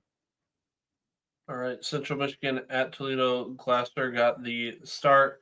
He went 16 for 27 for 150 yards and 2 INTs. Marion Lukes had 80 yards rushing and a touchdown. Glasser had 2 fumbles too. So Glasser's a true freshman. He had 4 turnovers in the game. It was not pretty. It's not pretty. I do think the future is bright for Glasser. I think they should stick with him instead of Tyler Jefferson. And maybe they will, because I think this is only the second game he's played in. Glasser has, so I think he can play in 2 more. I could be wrong about that. I was going to look at his stats real quick. It looks like he's only played in 2 games so far this year. So my hope is that they let him play the next 2. He can still redshirt, get him that experience, because I do think he is the future for Central Michigan, and get him that game experience. And I think he'll be a good quarterback in the future. And Toledo pulled this one out 37-10. I don't think I had mentioned that. Next game, Kent State at Miami of Ohio. Talked about this earlier. Miami of Ohio wins 34-7. I think the thing that we have to talk about here is Kent State actually went up 7-0 at one point, and that was the first time that they've led for a second this season. So that was probably the thing that was more to talk about here. Yeah, I was watching that game, and I was like, "Oh, great, we got a game here, man! Touchdown, Tommy!" It started for Kent State, and I was like, "Man, like they're gonna get things rolling here with Krishan McCray and Luke Floria," and then as quickly as they started off hot, it fell apart. It fell apart really quick. That Miami Ohio defense was not playing so great at the beginning of the year. They have really turned it on down the stretch here. Phenomenal defense, and Miami just kind of took over the game, dominated. All right, and then we have Akron at Northern Illinois. Northern Illinois wins 29-16. Tully Johnson, our freshman of the week, last week he had 21 carries for 104 yards in this one. Did not get in the end zone though. Did not get in the end zone. Nope.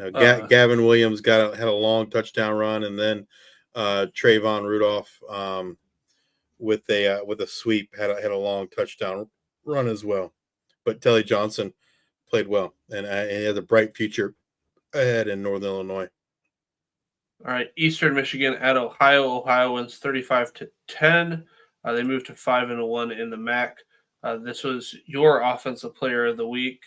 What do you want to talk about here? I mean, and Owen had a great game, 8 receptions for 139 yards. I believe he's got more eligibility. I think he's a junior. So this team has a bright future ahead of them. So they're 7-3 this year, 5-1 in the MAC. Ohio is going to be a team to be reckoned with. Again, a surprise team, in my opinion, based off how much they lost it, losing the Maple Rifle. There in Curtis Rorick, and losing some of the guys that they did to P5 schools, and then just their offensive line. A lot of them graduated, so this is a great season for Ohio. Yeah, this I think this is a team coming in that I was probably higher on than you were. Absolutely, just because of the young talent. And one of those guys, Ricky Hunt Jr., really hasn't been a big part of it. It's been the Anthony Tyus show. But that Wednesday night, it was the Parker Navarro show. The key for Parker Navarro in Ohio is minimizing the turnovers. That's kind of been the Achilles heel for them. They have a young defense, but a really strong defense. Probably the most surprising thing for me coming out of this game was I expected it to be a much more competitive game than it was. I thought Eastern Michigan would really fight them. I thought it'd be a really close game, tight game. It's not the way it went. And again, kind of like when I talked about Western Michigan, I think maybe you're seeing the cream rise to the crop, as the Macho Man would say. The cream always rises to the top. Yeah. Cream always rises to the top, and I think that's what you're seeing here in the MAC, and it's gonna be an interesting battle here the last 2 weeks to see who can represent the MAC in the championship game. There's some good football played in the MAC. I think folks forget Northern Illinois beat Notre Dame. Like folks forget that, right? And they're not in first place in the MAC. There's good football in the MAC, so I'm really interested. Excited to see who makes that MAC championship game. Oh yeah, brother. I'm not. Maybe that's a little bit of Macho and Hulk. I'm not sure. Cream always rises to the top. East Carolina at Tulsa. This was a sloppy game. I only got to watch. Like I said, typically I don't get a lot of midweek games, but I got to catch a little bit of the end of this game. But East Carolina outlasts Tulsa 38-31. Rajah Harris puts ECU ahead with a late 24-yard touchdown. He has 18 carries for 114 yards and 2 touchdowns. Joseph Williams, the freshman player of the week, had 5 receptions, 158 yards, and 3 touchdowns. And Caden Hauser, 314 yards passing, 1 touchdown. I think it was 3 interceptions. It was a rough night passing, but East Carolina becomes bowl eligible in what was an exciting game, it seems. It was a very exciting game, and I would say it was, I don't think it was the most exciting game for the G5, but I think it was the second most exciting this week. And then like Joseph Williams, man, like he was our freshman offensive player of the week, man. Like he put on a performance. He put on an absolute performance in that game. Big time coming out party on national TV there for Joseph Williams, and Tulsa has nothing to be ashamed of. I think Tulsa has a bright future ahead. I wish, and we talked about this before the season. Like, I wish they would have stuck with Cooper Legas all year, right? I think their record would be better than what it is. I mean, they kind of played quarterback roulette pretty much the whole season, or 3/4 of the season, right? Seems like they kind of settled on Legas the last few games, but up to that point, it was a pretty heavy rotation. And I think, again, they were feeling folks out and trying to figure out who gives them the best chance. But sometimes when you have 2, you have none, or you have 3, you have none. You need to pick one and stick with them. But yeah, it was an exciting game. Rajai Harris had a phenomenal game. Bummed to see Chase Sewell go out after that 50-yard catch there. I think he ended up on like the 1-yard line, right? I think that's where his knee went down and didn't get the touchdown. But yeah, exciting game, a lot of offense. Super excited for East Carolina getting bowl eligible after firing their coach midseason. That's something to be proud of. I mean, that doesn't happen very often. You fire a coach and you get bowl eligible in the same year. Wyoming at Colorado State did not get any eyes on this game, but Colorado State wins 24-10. Not much to talk about here other on the stat sheet other than they got to get Harrison Whaley the ball more, man. Yeah. I mean, he is, they, especially with no John Michael Gillenborg, right? Gillenborg's kind of the focal point, I think, of their passing offense. He was out. And so, in that scenario, they got to get Harrison Whaley the ball more. And interesting thing that, folks, Jay Sovell has only been on the job for a year, and folks are not even a whole year yet. And folks are already calling for him to be fired. And so, Wyoming's having a bad year. And they just got to lean on their playmakers, man. With no Gillenborg, they got to lean on Harrison Whaley, and they did not do a good job of doing it against Colorado State this week. Justin Marshall is pretty much the highlight of this game. 16 carries for 104 yards, no touchdown. But a name to know for Wyoming, Chris Durr. Sounds like he's popping off at practice. I don't know what you have to do at practice at Wyoming to pop off, but it sounds like he's doing those things.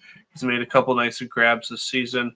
True freshman, a guy, definitely a name to know. And then the game that we were all excited about to top off the night, North Texas at UTSA. North Texas drops this one. They lose 48-27. Owen McCowan, 379 yards passing, 2 touchdowns. Amador was all over the field. He had 9 receptions, 122 yards, and a touchdown. What did you think of this one? As I said earlier, like, I was shocked at the performance by the North Texas offense, right? They just struggled the whole game. The passing offense. Only having the passing offense, yes. It was rough going. Only 7 points in the first half. It was rough. They could run the ball. They ran the ball really well. Porter had 3 touchdowns on the ground, 193 yards. But when you're trying to keep up with a road runner, you have to go a little bit faster than the run game. Yeah, I expected this game to be a shootout, and it was not. North Texas passing offense did not look good. And someone else pointed this out on X, and they kind of felt like what's happened is there's a return of Damon Ward. And and you wouldn't think that would be a negative, but they feel like the return of Damon Ward has kind of, I don't know, taken away from DT Sheffield, and they're forcing the ball to Ward instead of to Sheffield, and that there's some, that maybe, because of that, they're losing their identity, right? They had this kind of established identity, and then Damon Ward returns from injury and kind of throws a monkey wrench in it, and it's kind of messing things up. That's what someone speculated. I haven't, watched enough North Texas games to have that opinion, but it was definitely not good this past week. Not the North Texas offense that we've come to know and love. The air raid, the Eric Morris spread offense there. It wasn't good. And this one, just watching UTSA throw the ball, it's been fun. It was kind of an up and down season for them this year so far, but they've really been hitting their stride the last, 3 to 5 games. So again, they have been. Owen McCown has been lighting it up. And yes, if you're not familiar with the G5, Owen McCown is definitely a son of, why am I blanking on his name? Cade McCown. So, not Cade, Josh. I'm sorry, Josh McCown, not Cade McCown. Josh McCown's his dad. So let's see here. I am all lost in my notes, so excuse me as we get to our G5 versus P4 matchups. We have Louisiana Monroe against Auburn. Auburn wins 48-14. Never really in doubt. UNO Monroe shut out in the first half. They were down 24-0. Is there anything you want to talk about in this one? No, I didn't get to watch the game. I kind of expected this. I mean, for UL Monroe to be able to win this game, Ahmad Hardy's going to have. He's the focal point of their offense. He's going to have to run the ball a lot, and they're going to have to play great defense. The UL Monroe defense has been trending the wrong way the last few weeks, and and Ahmad Hardy didn't have a terrible game. 15 carries for 60 yards, 1 touchdown. But when he's pretty much the focal point of your offense, you're going against SEC school, it's going to be hard to win a game like that. When they know that you want to run the ball a lot, and so I don't know that I expected Auburn to score 48, but I did expect this outcome, I guess.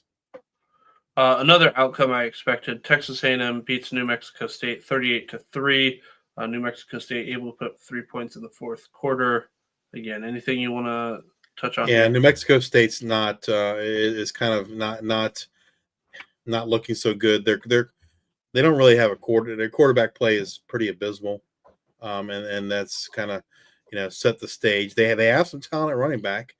Seth McGowan, former Oklahoma Sooner.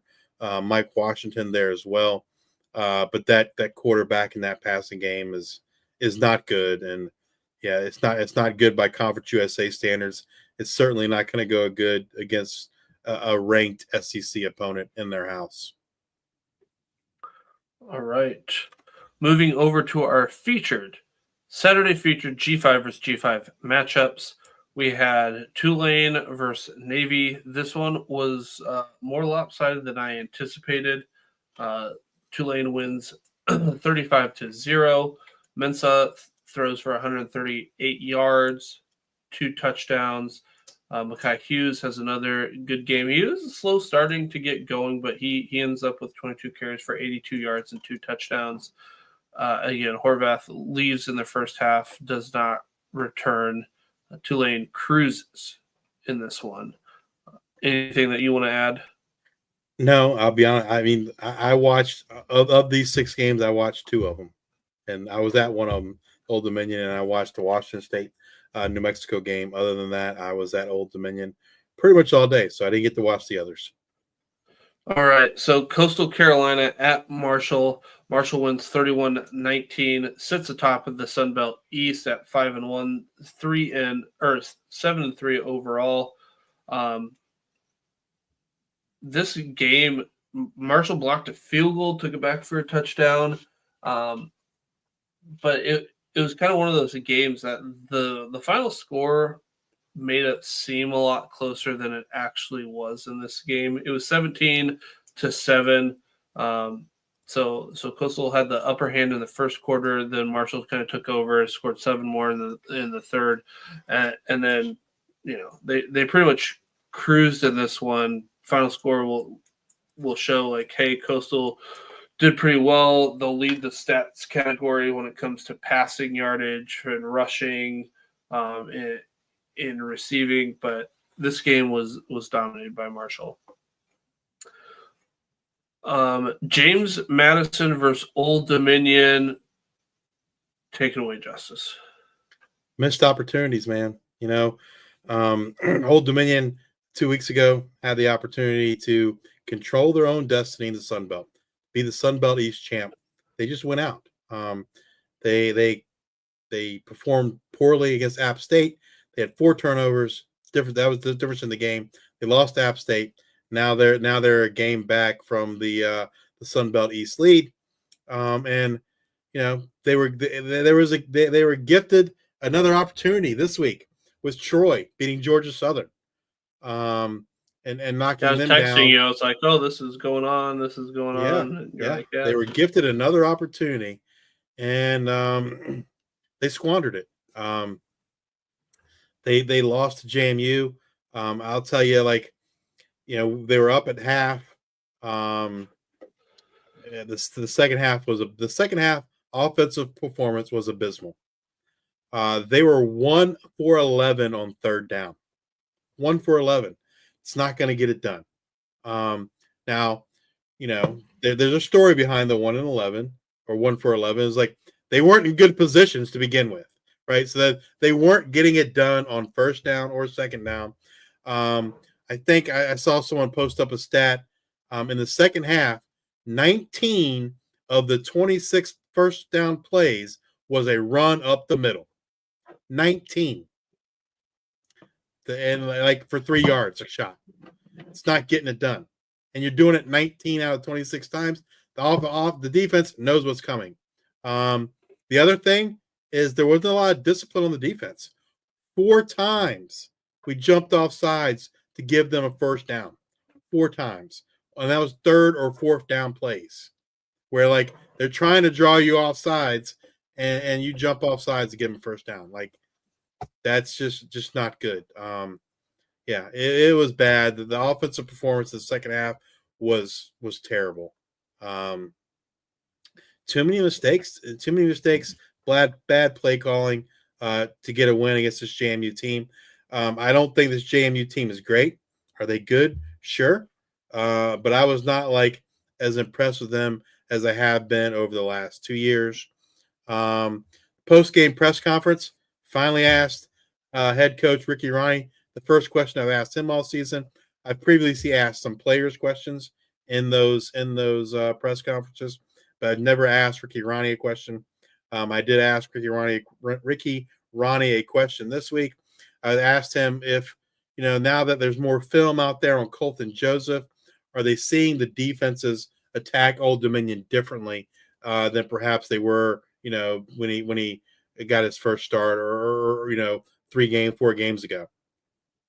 And I found his answer kind of interesting. He said, no, not really. He goes, that's really an NFL thing. He goes, you don't really see that in college football. He goes, NFL is where you kind of see those guys, game planning for the tendencies of the quarterback or a certain player.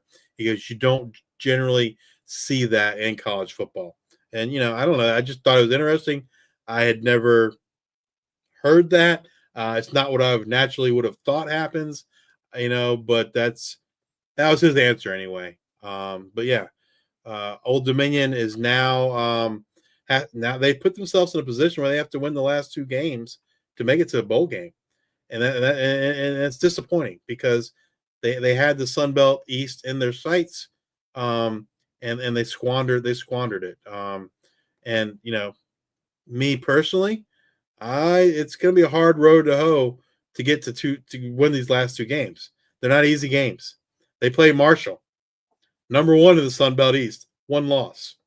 They play Arkansas State, one of the best teams in the Sun Belt West, and on the road. And so, I don't know. Like, I tell you one thing I do feel certain about.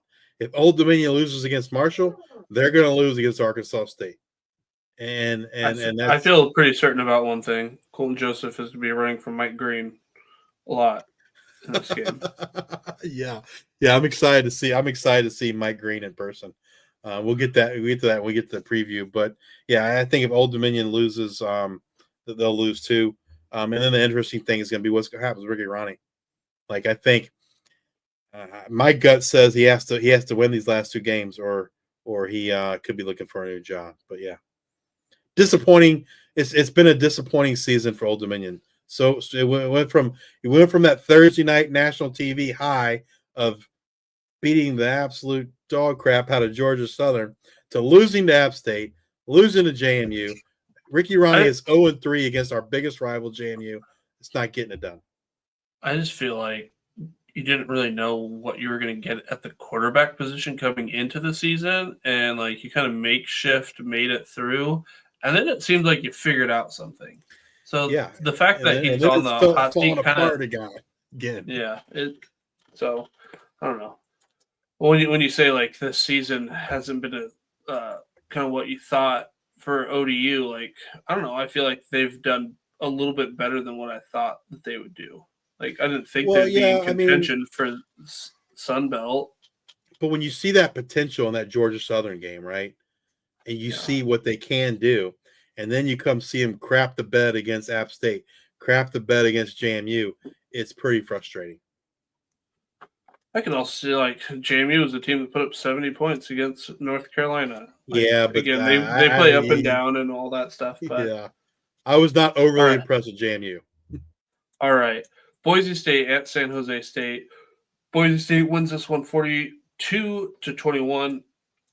Ashton Genty, 32 carries, 159 yards, and 3 touchdowns. Eget had 446 yards passing and 3 touchdowns, one of which went to Lockhart, who had his best game of the season, 10 receptions for 172 yards.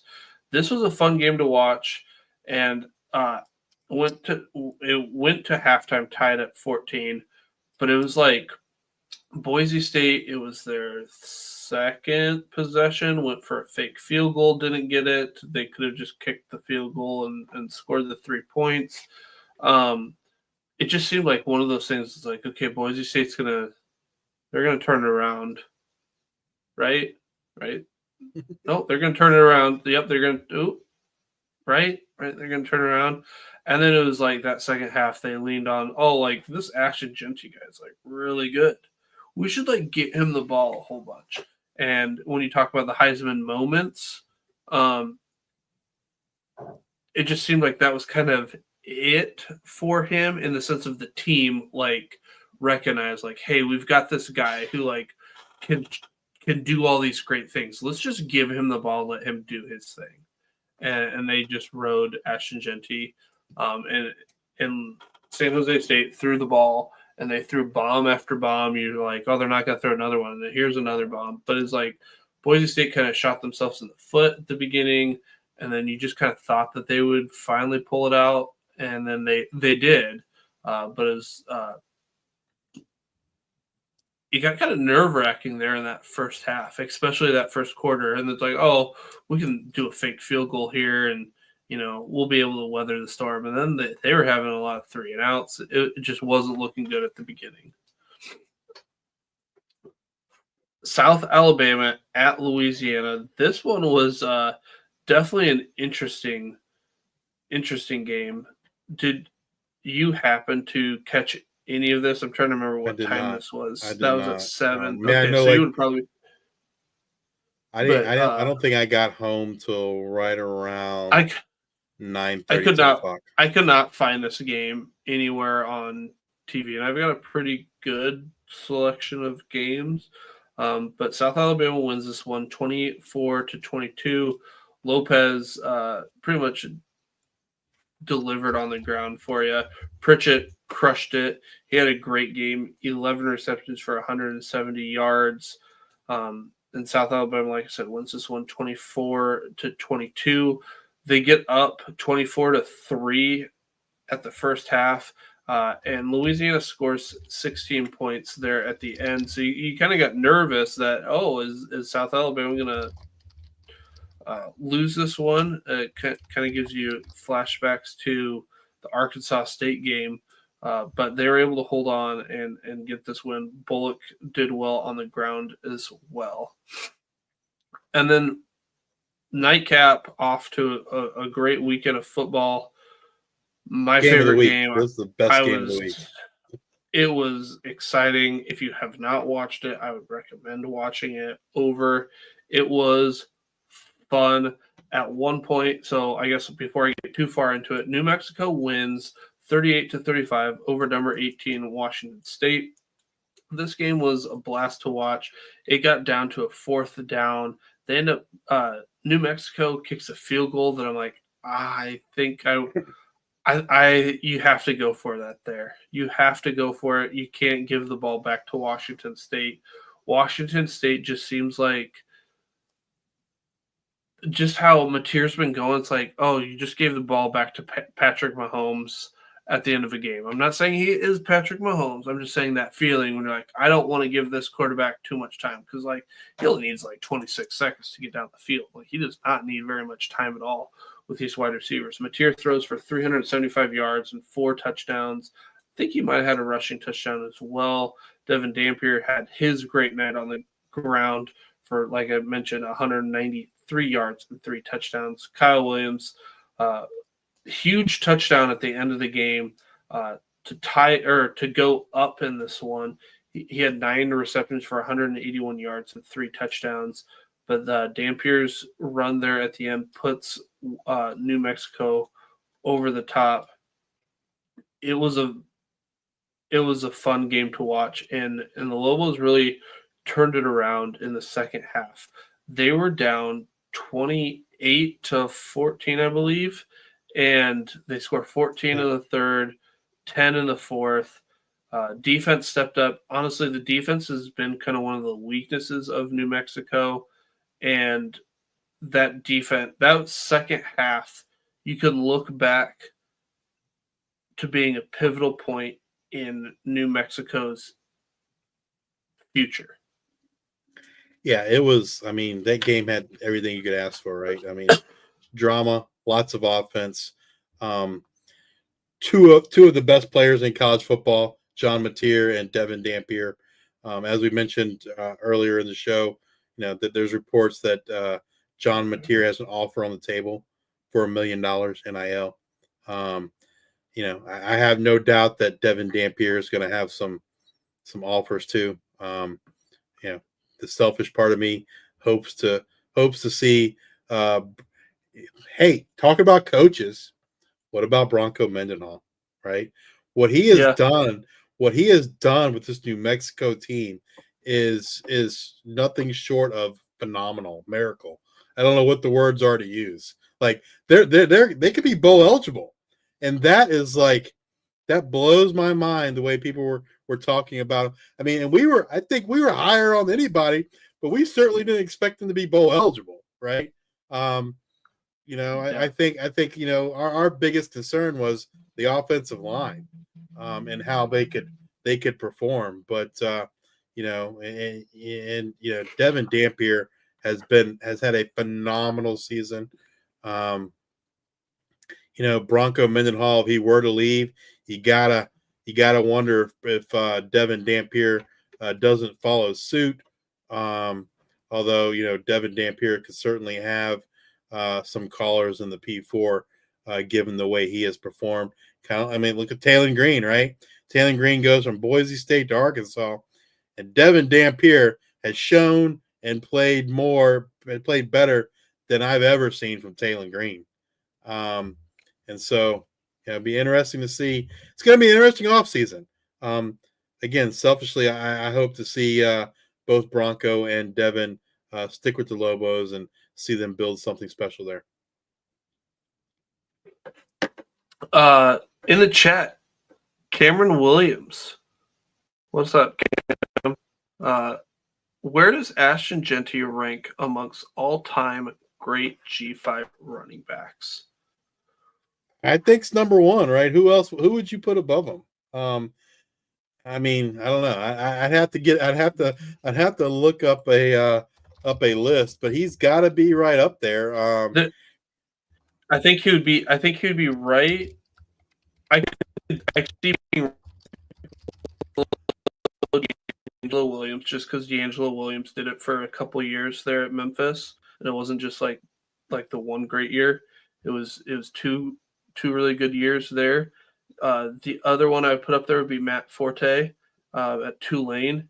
He had 2,000-ish yards rushing when he was there with the Green Wave. And then the other one I would put up there, they were G5 at the time, was Kevin Smith at Central Florida. He had, I think, 2,500 yards rushing or something like that. Those would probably be in that list. So I think, where does Ashton Genty rank amongst the all-time great? I would say probably number 3. Like D'Angelo Williams, just because he did it for a couple years. And then I think if we're looking at a 1 year in Kevin Smith, I'm looking up his stats now. He had 450 carries for 2,567 yards and 29 touchdowns. So I could see you putting him over there because of the less carries, and he'll probably break that touchdown. So I would say he's definitely top 3. Yeah. So just Underdog Dynasty has a list of the top 10. And this is from it's from 2017, so it's got some age to it. But they had Kevin Smith as number 1 in their list. They had number 2 as Marcel Shipp, UMass. He had 428 carries, 2,542 yards, 18 touchdowns. Number 3, Matt Forte, Tulane, 2,127 yards, 23 touchdowns. Number 4, Adrian Peterson, not that Adrian Peterson from Georgia Southern, who had 2,056 yards and 19 touchdowns. They had D'Angelo Williams at number 5 with 1,964 yards, 18 touchdowns. I won't go down the rest. D'Angelo Williams is in there twice, 5th and 7th. Adrian Peterson's in there twice. Georgia Southern, Adrian Peterson. So I mean, I just could remember the ones that I'm 35, so those were the least the ones that I could remember, because I remember that UCF season was a for good me. That was their, I'll be honest with you. I put Janty number 1. And it's not just about the stats. It's what he does, like the missed tackles, man, like that is just, it's just crazy. Like and they haven't done it as much this year as they have in the past, and I think they've done it just the ball. Yeah, is the pass catching, and that's what puts him over the top for me. Is over the other guys is the pass catching ability. You haven't seen it on display this year as much as we have in years past. But, man, like, we interviewed Bo Richter playing in the NFL, Minnesota Vikings. Safety, Trey Taylor, playing in the NFL, Las Vegas Raiders. And when we interviewed those guys, we talked about Ashton Janty. And they both said, like, it's not the running that was, like, what they didn't expect. It was his pass-catching ability that was the thing that stood out the most to them. And these two guys are in the NFL. And so that's what puts Ashton Janty on top of that list for me. All right. Well, that's week 12. Week 12 is past. It's in the rearview mirror. That's why they make them so small, so you don't have to look back at them too far. Windshield, what's in front of you? What do we got here in week 13? Midweek G5 games. We've got Akron at Kent State. Does Kent State get a win, Justice? I mean, I think this is their best chance.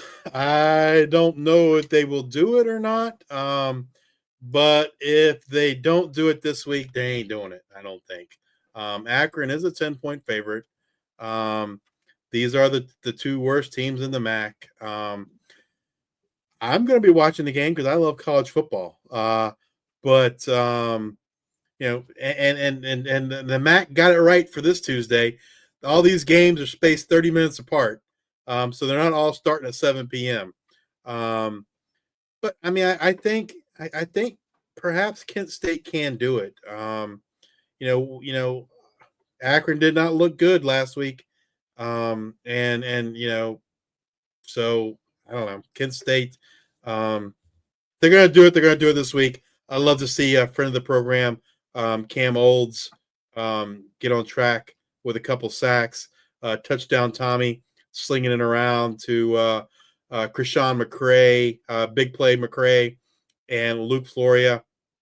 Love to see those guys get on the action. And, you know, Akron's no slouch either, right? Ben Finley, Adrian Norton, kind of the focal point of their offense. You know, Akron's favored by 10. I don't know. That seems kind of generous to me. I think Kent State can win the game. All right. Well, I guess I'm going to take Akron in this one. Western Michigan at Central Michigan. The battle of directional schools. Big rivalry game in this one. I used to live in Kalamazoo for a while, so the Western Michigan, Central Michigan does not go unnoticed here. The line here, WMU -6, over under 56.5. I go with Western just because of the quarterback play for Central right now. That's the only reason I go there. Yeah, I agree. I mean, I think you know, Jaden Glasser. I think he's going to be a fine quarterback in the future. But he is a true freshman. Kind of, you know, they're getting him some experience. I do think he gives them the best opportunity to win. Over between him and Tyler Jefferson. But I think the Western Michigan running game with Jaden Nixon and Jalen Buckley is just going to prove to be too much to overcome for the Chippewas. So, yeah, I agree. I think Western Michigan is going to win this game. All right. And then the last game on Tuesday, we have Northern Illinois at Miami of Ohio. This should be a good game. A low over-under 42.5. So it's going to be a slugfest here. Miami of Ohio at home. They get the 2.5-point favorite. I like how Miami's playing right now, so I'm going to give the edge to Miami because they're home. If they were playing at Northern Illinois, I think I would lean more so to Northern Illinois. So I'm going to give this one to Miami. Yeah, I tend to agree. I do think this is a crucial game in terms of you know, who you know represents the MAC in a championship game. Northern Illinois is probably out of it with 3 conference losses, but Miami, Ohio has 1. There's I forget, there's 3 or 4 teams with 1, and there's another 2 or 3 teams with 2 losses. And so this is a big game for Miami, Ohio, if they want to make that MAC championship game. And so I think with it being at home, yeah, I agree with you. I give the edge to Miami, Ohio. That defense has been playing lights out. This should be a defensive battle. You know, but both defenses are really, really good. It's gonna be a grounded pound, play tough defense kind of game. All right, Buffalo at Eastern Michigan. If you're not too in tune with MAC play, quarterback for Eastern Michigan was the quarterback at Buffalo, transfers to Eastern Michigan. So Eastern Michigan is going to come hyped up for this one. Buffalo is going to become hyped up, and I think I'm going to take that Buffalo defense going to Eastern Michigan. I'm going to give me the Buffalo, even though they are 2-point underdogs. Yeah, I mean, I think at this point, Buffalo just has more to play for in terms of MAC championship. They're one of those 2-loss teams. They're 4-2. Eastern Michigan's 2-4, and I think that Buffalo defense is going to come play inspired, like we've talked about it numerous times tonight. The best linebacking duo in the nation with Sean Dolak, Red Murdoch. Yeah, I agree with you. I think the Bulls are going to get it done. And they're the underdog, but I think Buffalo wins this game. Ohio at Toledo, Wednesday, 7 p.m. Eastern. Toledo is favored by 2.5 points. Ohio playing really well. Toledo in general has been playing well. This is going to be a great game. It is. It's going to be a big factor in the MAC championship teams too. I lean Toledo because they're at home and how they've been playing lately, but they've been turning the ball over a little bit more than I would like lately. So I think I'm going to take Ohio. I think I'm going to take Ohio in this game because I think Toledo just makes too many mistakes and turns the ball over. Well, I think, and this is, I'm not about to make a profound statement. I realize this, but whoever wins the turnover battle is going to win the game. I feel like both these teams are kind of mirror image of each other. They both can play lights out offense. They both can play solid defense. But the problem is with both of them is they turn the ball over sometimes, and that's what costs them the games. And so these two teams are to me are mirror images of each other. And so I think it's going to make up for a close game. It's going to make up probably next to I'd probably would put this game number one of the MAC games this week. This would be my number one, followed by the Miami Northern Illinois game. But yeah, it's gonna be who doesn't turn the ball over, or maybe we'll get no turnovers this game. We'll just get a really good game. Yeah, I'm excited to see. Parker Navarro's made some mistakes, but he's been running the ball a little bit more. Tucker Gleason's been running the ball well, but then he's been making mistakes. It's going to be a good game. It's going to be a MAC game, if that makes sense to y'all. All right. Then we have Temple at UTSA. UTSA favored by 16.5 points. Give me UTSA in this one. Yeah, absolutely. They go running. Temple hasn't looked good at all season. They might get a little bit of juice with the interim head coach, but UTSA is firing on all cylinders, as we saw last Friday against North Texas. I think UTSA wins this game comfortably. If you're not paying attention that close to Temple, Dante Wright, really good wide receiver. He crushed it this last week. If you do watch this game, Dante Wright would be a name to know there at Temple. And then UNLV at San Jose State. This will be a great game, in my opinion. UNLV favored by 8 points on the road. San Jose State's been playing pretty well lately. They've been throwing the ball well lately. I like UNLV, but I don't like them by 8. UNLV's kind of got they've been slowing down just a little bit, but I feel like 8 is too much. They do have a over-under of 62.5. I think I would bet the over on 62.5. What about you? Yeah, I think so. I think this is going to be a potential for a shootout. The UNLV defense, though, is better than San Jose State's defense. And I look for UNLV to win this game. But you get a chance to see some awesome players, right?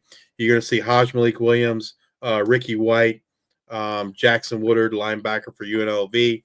On the San Jose State side, you're going to get to see Nick Nash, his running mate there, wide receiver, Justin Lockhart. So a lot of the top players in the G5 in this game. If you're not familiar with them, definitely watch it. I don't think you'll be disappointed. All right, and then our G5 versus P4 matchups. We've got UConn at Syracuse Saturday, 12 p.m. Eastern. Syracuse favored by 10.5.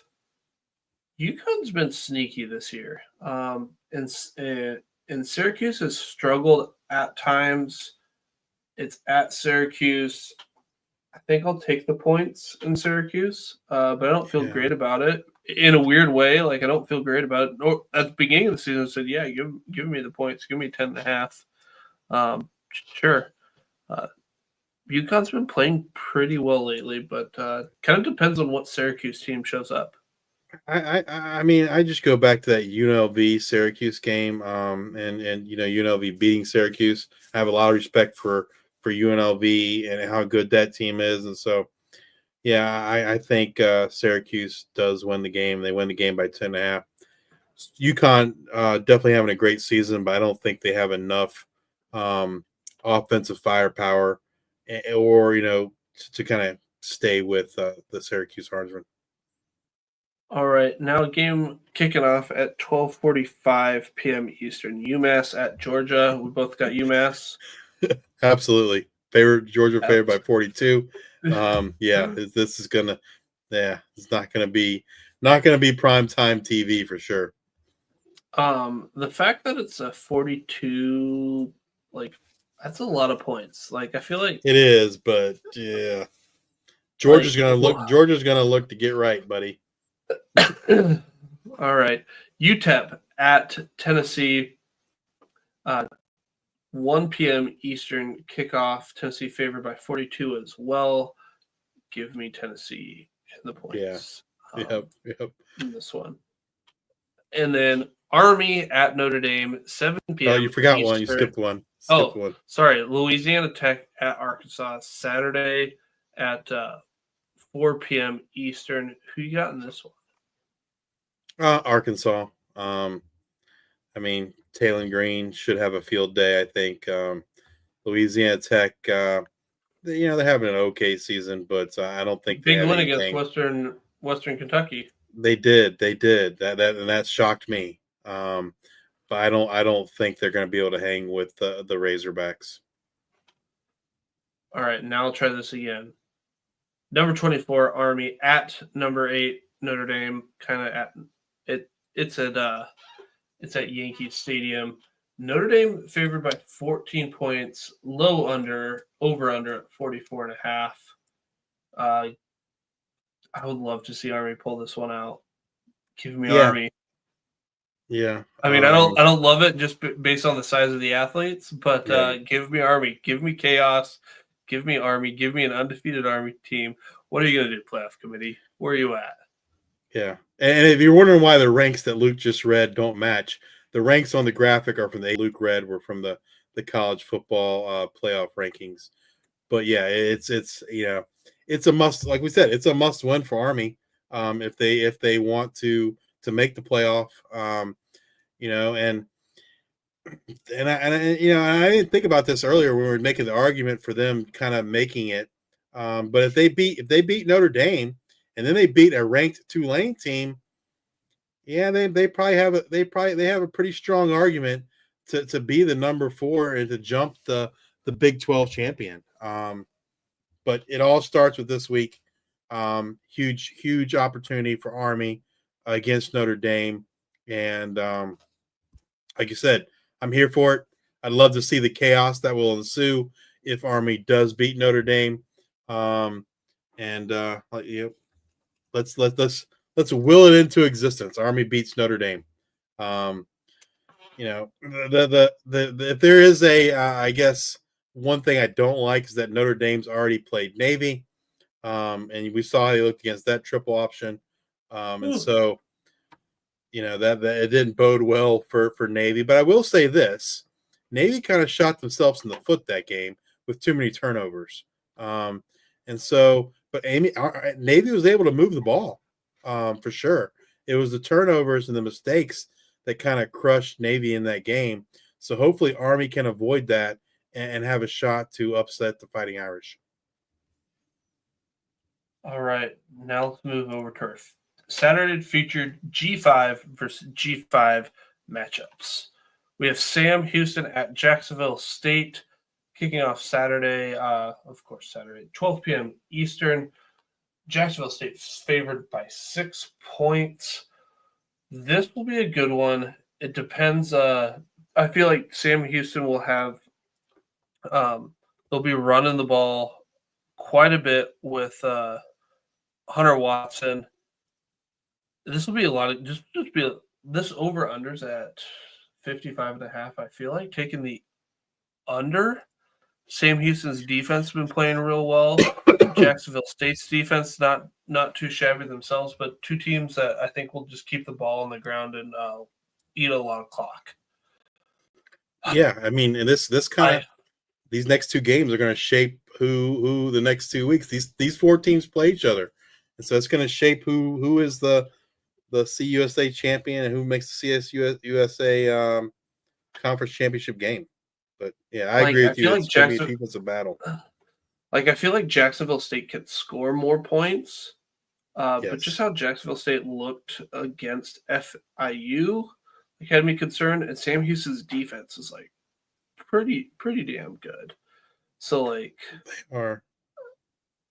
I think I'm gonna lean defensive side of the ball. Give me Sam Houston, but I don't feel great about it. And I'm a big Bearcat fan this year.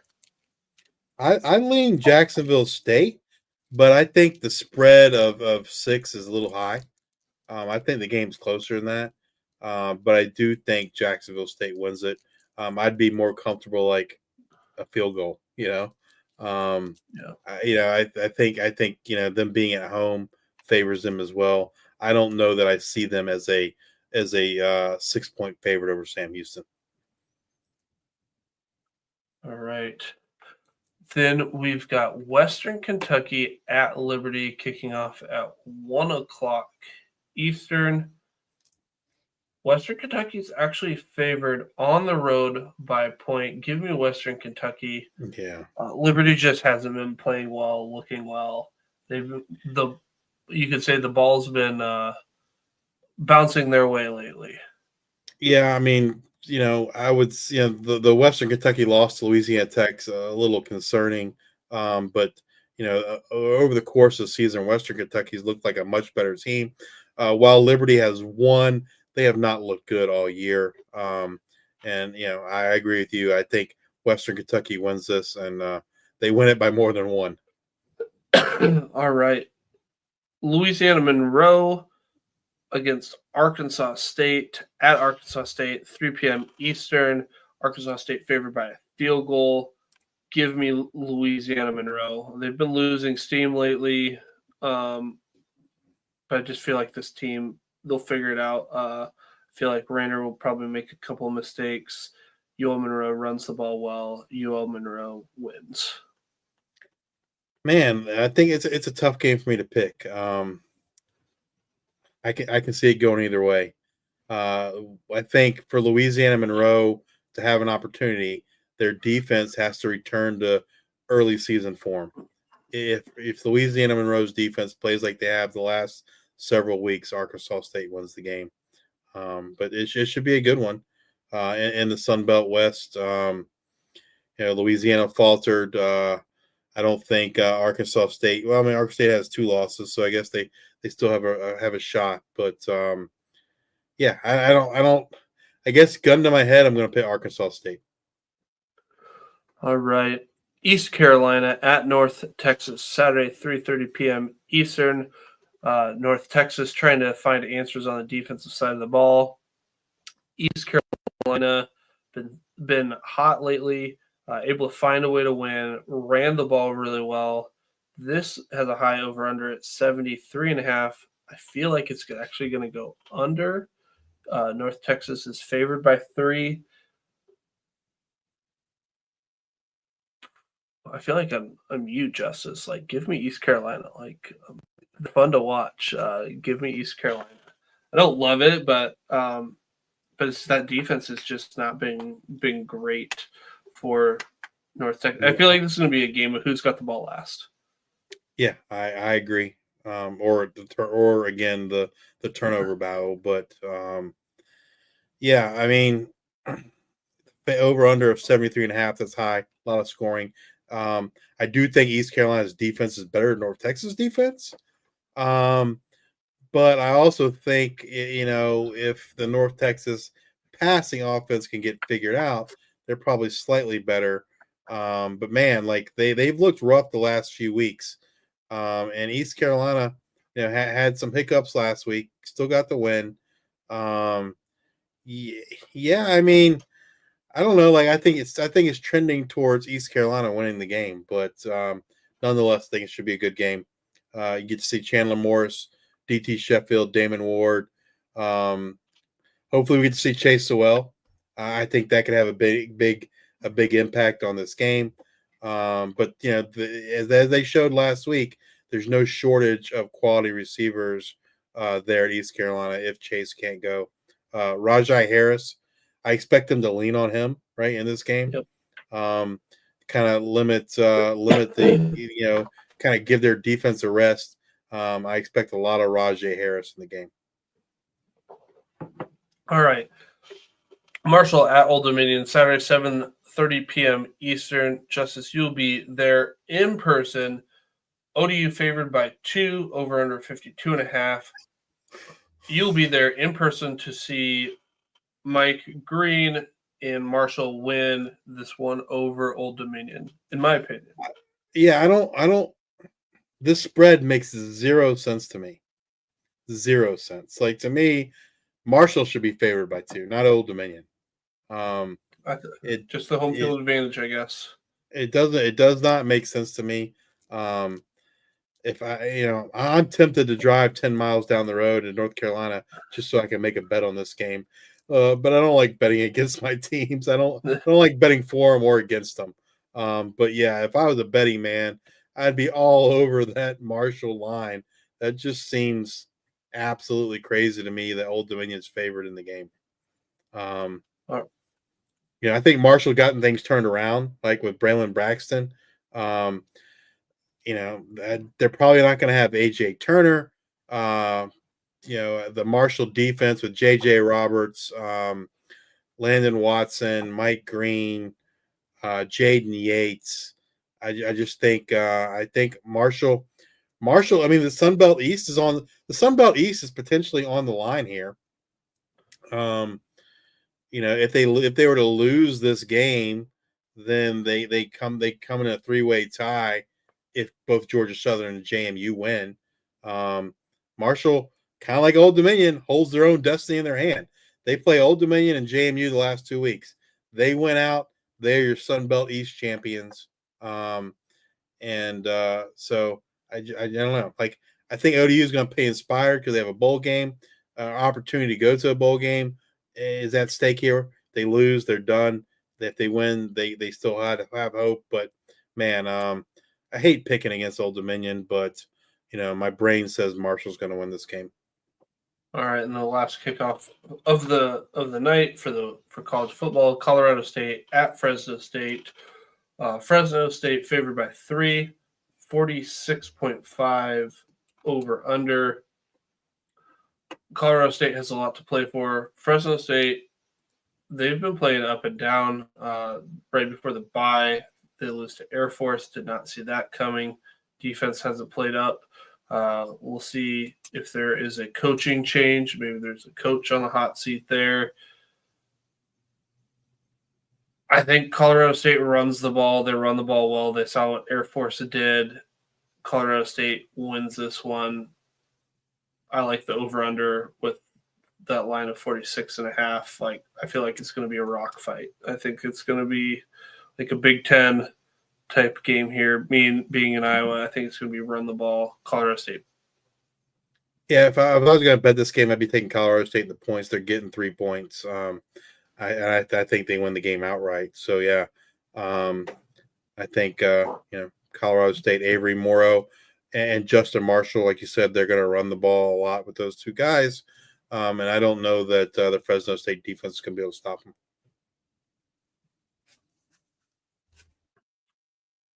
All right.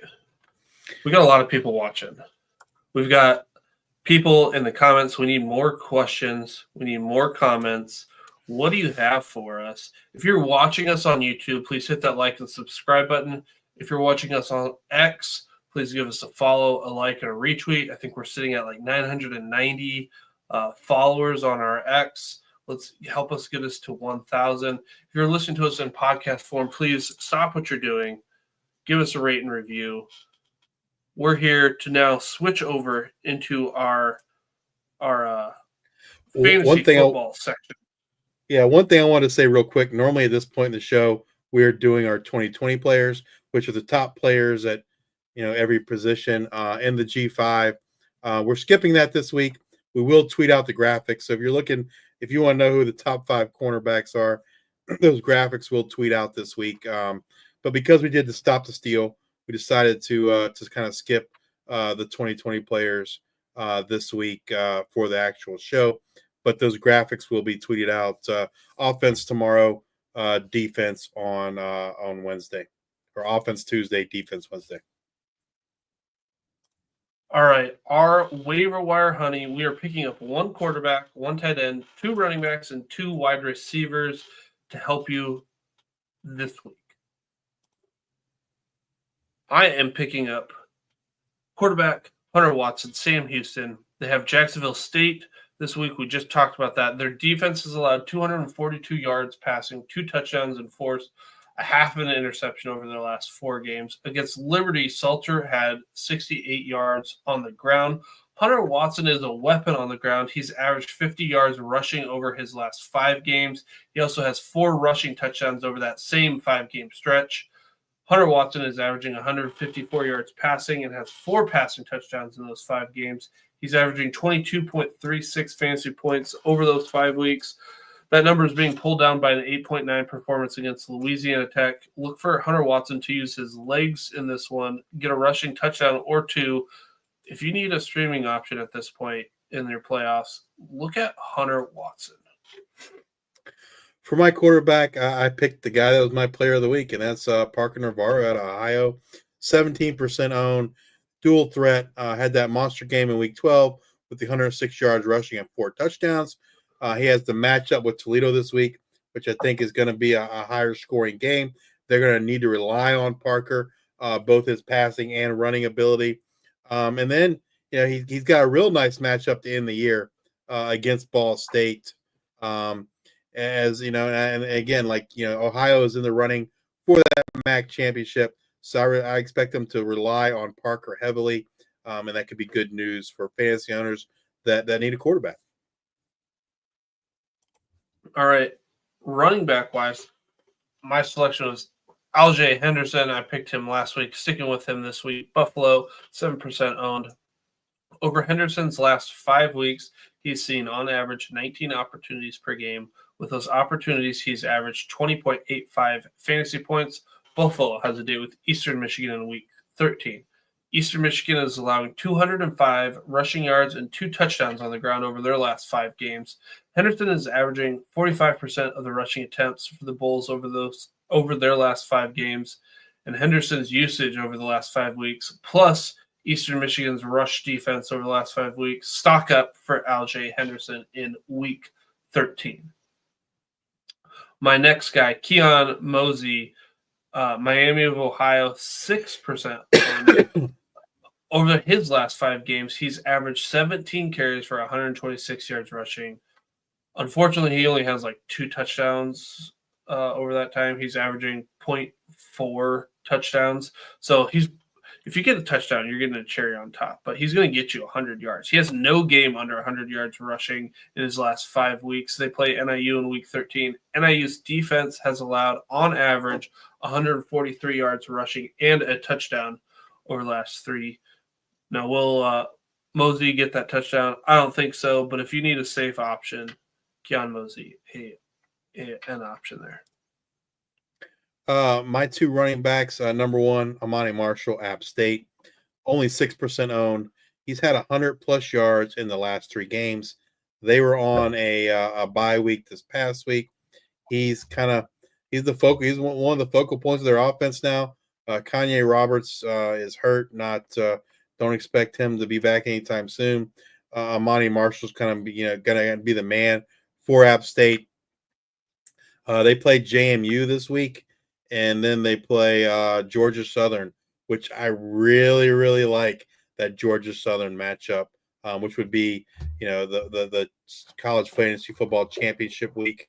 So yeah, Monty Marshall, 100 yards plus the last 3. I look for that to continue the next 2 weeks against JMU and especially against Georgia Southern. Plus, App State, you have Caden Robinson get hurt, so you could see them lean on the run a little bit more. So I like that option. A little bit of foreshadowing. I also like this option. I'll be writing him in my waiver wire article for Fantrax that will publish on Thursday. So it's like the waiver wire has already ran. Who's still there? I still think Marshall's going to be there. Yeah, Marshall was available in a lot of my leagues, and I put in claims for him this week, just where I needed some running back depth. And then another guy that was available in a lot of my leagues, and I put in a claim or 2 for him as well. Rajay Harris, East Carolina, 18% owned. The last 3 games, 19 points, 13.3 points, 28.5 points. He's the focal point of this rushing offense. The offense has looked good. Lots of scoring opportunities for him. 4 touchdowns in the last 3. They played North Texas and Navy. As I said, we just said a few minutes ago, I expect them to lean on him heavily in this North Texas game, just to simply keep the North Texas offense off the field, right? And so I expect another big game this week for Rajay Harris. All right. Wide receivers.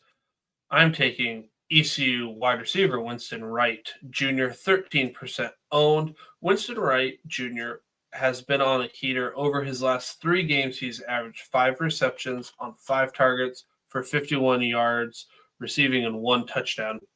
He's also averaging 1 rush attempt for 15 yards per game over that same span. Those stats have equated to 19.2 fantasy points per game. The Pirates have North Texas in Week 13. North Texas has allowed 291 yards passing and 2 touchdowns via the air over their last 3 games, who are not named a service academy. Chase Sewell exited the Pirates game in Week 12 with a hamstring injury.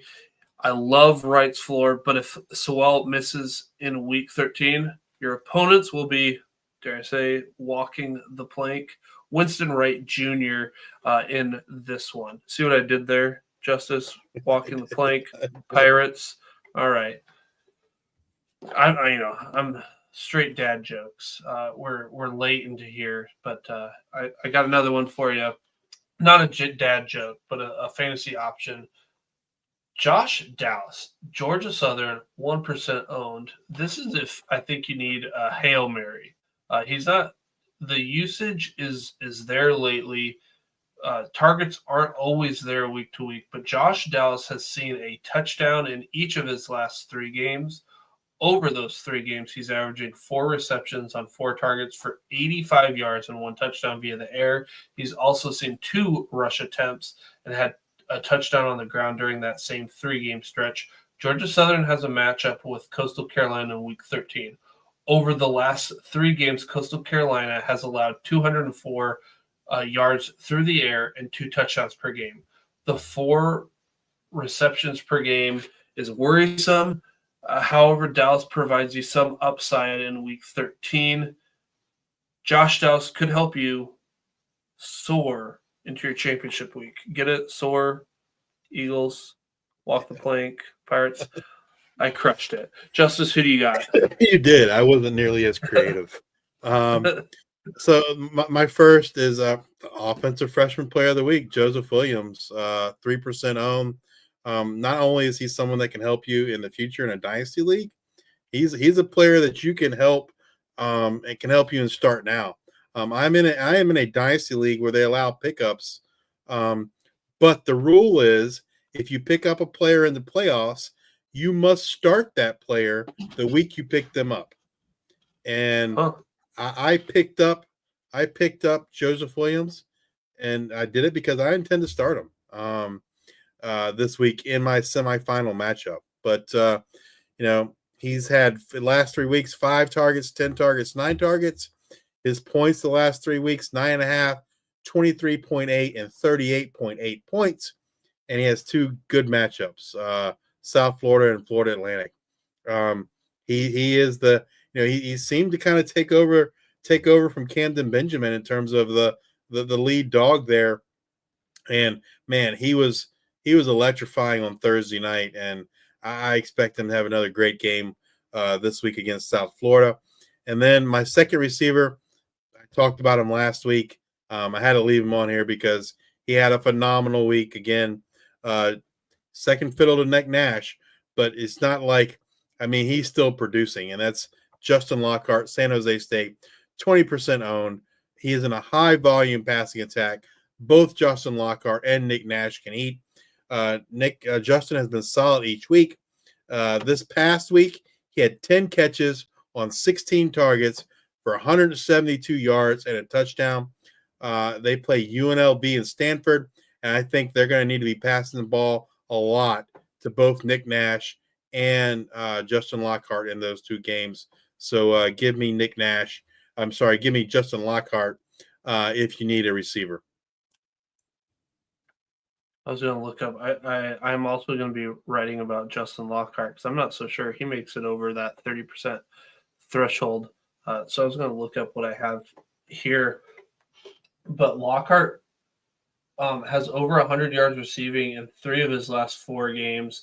In the game that he didn't meet that, he had 100 yards. Or in the game that he didn't meet that 100-yard threshold, he had 93 yards. So he's been crushing it lately. So that's a great call. I like that.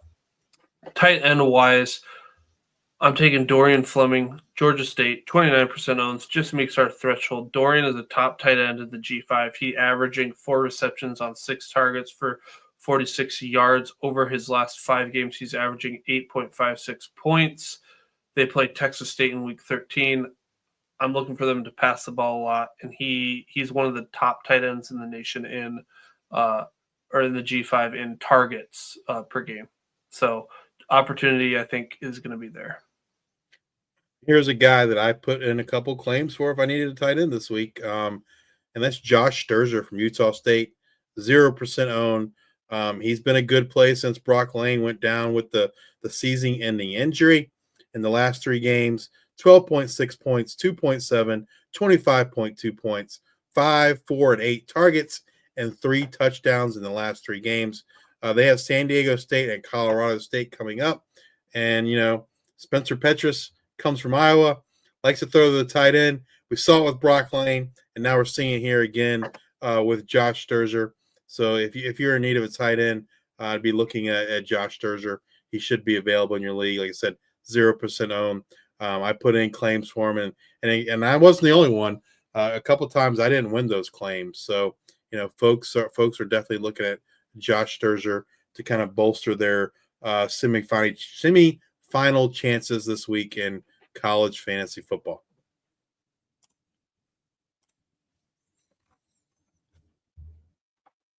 And that's going to wrap us up this week. That was a little bit longer, but it was great. I hope you guys enjoyed it. We had a lot of people watching online, YouTube, X. Make sure you go out, you follow us if you like what we do. Show us some love out there on Twitter. Come back and join us next week as we discuss what happened in week 13, as well as look forward to week 14 of the 2024 season. And as always, bring you up to date on all the latest news and happenings from the world of G5 college football. If you're watching us on YouTube, please hit that like and subscribe button. If you're watching us on X, please give us a retweet, a like, and a follow. And if you're listening to us on Apple Podcasts or Spotify, please subscribe and leave those 5-star ratings and reviews. Thank you all for your support. Until the next time, we are the G5